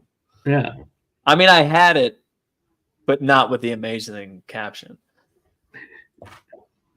All right. Jesus, Jono. God damn, you're right. God damn, we need to hurry up. Okay. Nynaeve and Egwene go into the under catacombs of the tower, and they're sneaking out, and then they get caught by Elaine. And then they get caught by Leandrin, who then smashes them into a wall. Beautiful story. Look at Nynaeve. She looks hurt. Oh, poor Nynaeve. This is what happens way out of the cave. Yeah, so this scene was... I thought this was spot on. I really like Leandrin going like, oh, you being here is a complication. Talking about Elaine, and then just like, sorry about this. It wasn't like, hey, let me drag you through the ways for the next 3 episodes. But it was like the same like level of like readjust. Sorry, let me fuck you guys up, kind of thing. Like that was good. I like that. Good enough for me. I mean, it's good enough for the show, So it's good enough for me, It's good enough for this shit. It's good whatever's good enough for the show, Jono. All right. What does Tom think? I don't know. What does Tom think? Just record that fucking rant he had. We should just. Hi, Tom. Pretend I'm still here. That rant that he had was fucking amazing. Yeah, I'll play that again. Yeah. I'll play that every time we talk about Tom's. Anyway, so I kind of like go back to this Min scene you've got set up. I don't hate this as a weird play on what happened in Min's childhood. In Min's childhood, obviously, like she was raised by her 2 aunts, and it was tough going, not because of them so much as, although they seem to have some pretty bad directions sexually. It was tough because the poor chicks got fucking visions.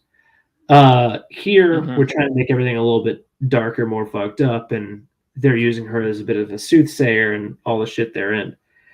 I don't hate that. They're using her for money, which again kind of explains some of where she's at in season 1. Yeah. Based on this kind of like a backstory for her. Yeah. I don't hate it. It's not like it's not the Min from the books that we all know and love, but like it's almost a more dynamic, interesting version of her. So it's okay. The excuses you can kind of like level at the show is like, or at the books is like everyone's too, either good or bad. So like adding a little bit of that kind of, shades of gray makes sense. Although that was technically anathema to what Robert Jordan wanted. He really hated that type of shit, is one of the things he would actually say. But, that doesn't really do well here. Elaine and concussions. Name a more iconic Want pair. Gawain and getting his head cracked open, and then is it crazy? That's not a pair. To be fair, when I invite one friend and expect them to bring a +1, but then third, I also unleash a blast of air that sends them flying.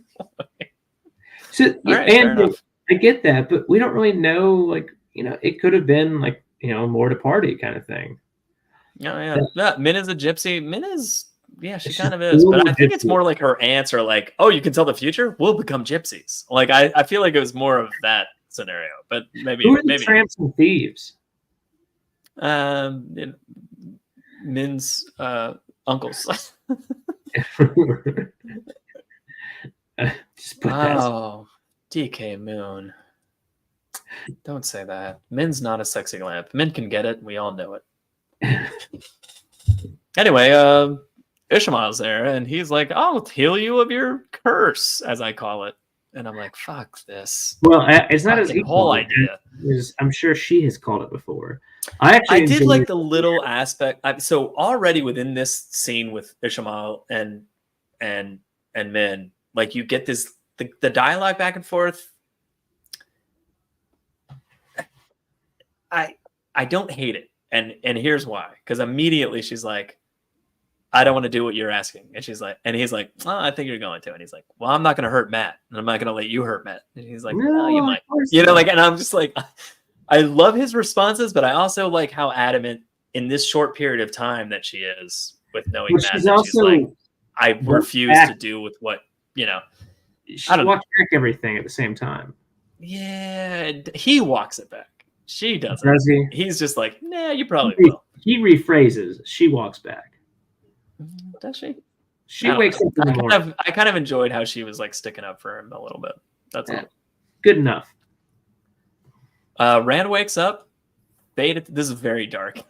Fate attacks. This is he channels, because he can't let Celine fall over a cliff face. So that's not gonna happen. Yeah, what if he accidentally just pushed a little too hard, like flexed his ass and just? Do I have a shot? I don't have a shot of the fade burning. I thought I did. I thought it was actually pretty cool graphically. Like I really. No, it was awesome. Yeah, but it's also just like clearly, Lanfear was like, "Hey, let's sleep out by the stars," and also, suddenly I'm between a cliff and a fade. Yeah. Whatever will we do? What if I call out just in time for you to have to save us, and if it doesn't stop, I'll kill it, and then you do it again? Yeah. I mean, and then compulse you and rewrite your memory. Yeah. Whoops. And still, from the writing perspective is, what did you do? Rand's immediately like so afraid, and then she's, why didn't you tell me? Instantly got him hard. Like, oh, I don't have to hide this. All right, how about that? And like, yeah, this is my weird STD that is actually fine for you. Like, that's great news. Okay. Yeah. All right. Yeah. I don't know how I feel about what you just said. It's HIV, and that's okay. Oh. We're not in the 80s. I was not expecting that. Yeah. I'm worried they're going to try and make Min and Perrin's powers seem like two sides of the same coin. The animation appears. I don't know, Andrew. I don't know if that's what's happening. Yeah. If the animation is very similar, it does not look like that's their intention. But again, right now, it's almost. Yeah, but there are the only powers that aren't like the one power. So I understand like that idea that what he's presenting. I just don't know if that's how I feel about it. Yeah. Well, we'd find out next week. I have serious issues with the selling out of Matt and dealing with Ishmael, though that's near enough to bring a dark being a dark event. I don't know. I don't necessarily. Oh, you are agreeing? I'm not Min saying is not going to sell out Matt. I agree. So I think that's like they're a red setting it herring. up that way, but like that's not going to happen. I think that's where it's being set up for. But I also don't think that. I think she's had a couple of decades to like live with this curse that she thinks of, and thinks that she thinks that the Aes Sedai would be able to help her. Little as she know, the Aes Sedai that she thinks is going to help her is actually Black Ajah, and the help is not so great. Not to Ishmael, but the entire point of getting him drunk was to sell him off to Leandra and whoever. I don't think so. I think she's just getting him drunk. Because Matt likes to drink. There's definitely got to be more to just getting him drunk than that. I think she was just letting him be him, and he likes to get drunk. And then she was like, "Okay, now where do I go to find out where to go next?" I don't think that was like. I'm not saying she wasn't eventually going to do that. I'm just saying, like, at that scene, I didn't feel like she was getting him drunk on purpose. Like, I feel like they were just hanging out. I think that that she knew that there was something to do with Matt, that as long as she delivered him to the right spot, things would go well. Oh, clarification. Andrew says, I'm more worried about having him see the past and her see the future. Okay. All right. Well, I mean, that makes more sense. Again, two sides of the same coin, which don't really make sense. I mean, he kind of can in a way. I mean, the immediate past. I mean, like, obviously. I'm still annoyed by the fact that we saw so much of that scene, which, to my mind, either he saw way too much or somehow there was a wolf just hanging out in the middle of that dining room. But that doesn't matter. Again, maybe they had a wolf in the dining room. I think getting him drunk so he wouldn't interfere with her meeting, and she was trying to figure out the next thing she needed to do for Leandra and help it. So yeah, there you go. Yeah. Okay. I think that getting him drunk part was like way less heavy-handed. Sinister. Yeah. And like, I'm gonna put him in chains and sell him off, kind of thing. Joe, bring us home because I'm already home. Okay. Last scene of the night. We've got sexy Lanfear on top of Matt or Rand, and sword through her chest. Oh, slit throat. So these are. Let's go back. And a bloody cum shot. Let's go back a little bit. Like, and I guess like this O face. I think. Did we miss one? It doesn't matter. I mean, it's all the same. It's all the same at this point. So I've got Rand and Selene unsafe fire practices. I mean, that's probably out here, right? Oh, no, yeah, that was earlier. Yeah, my bad. Oh, and then fuck it. Let's just take my last notes. I mean, it's just slit throat, and then Lanfear's on the ground. The point is, she fucking murders Lanfear. I've got some thoughts. And then Rand is like, "What the fuck did you just do?" And she's like, "That's Lanfear, daughter of the night. She's been lying to you." And he's like, "Her name's Selene." And he's like, and she goes, "I can't lie to you. She does." And he's like, "Oh shit, you're right." I'm just like, that's insane. And then they run off into the night. When she's stabbed, right?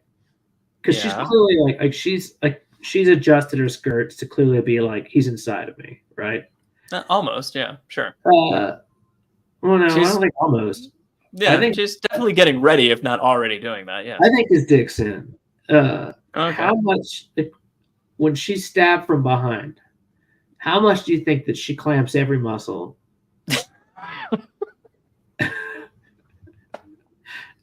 just clamps down, right? Like that's like one like Kegel cubed on him, right?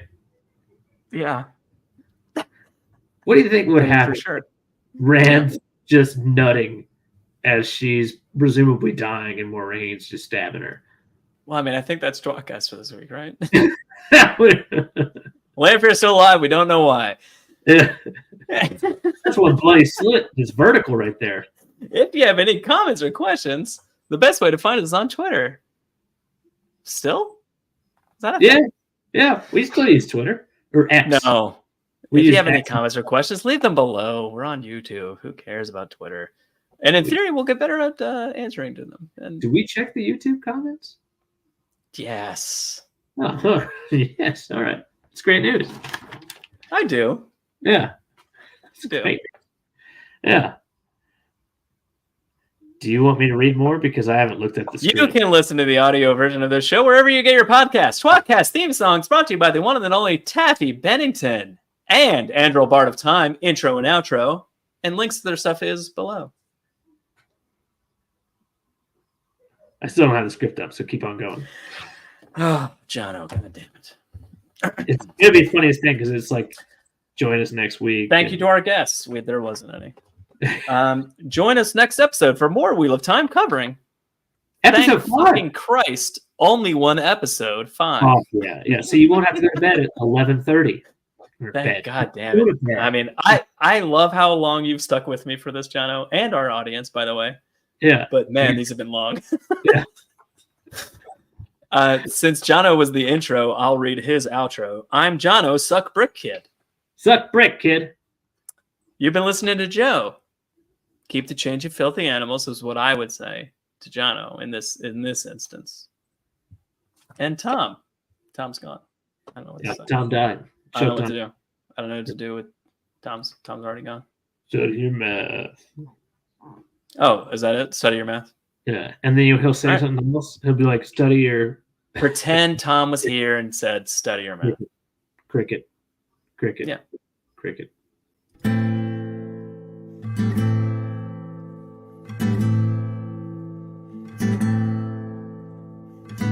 Among the first to start, the tWoTcast was so smart to lovingly bash our favorite books. But that was long ago, and now they've grown the show, and now they got us in their hooks. Don't throw coins to these bastards, they need bars of gold at least. Someone please keep them afloat. Now let's listen as they once again ramble through a book. Let's get the fucking quote.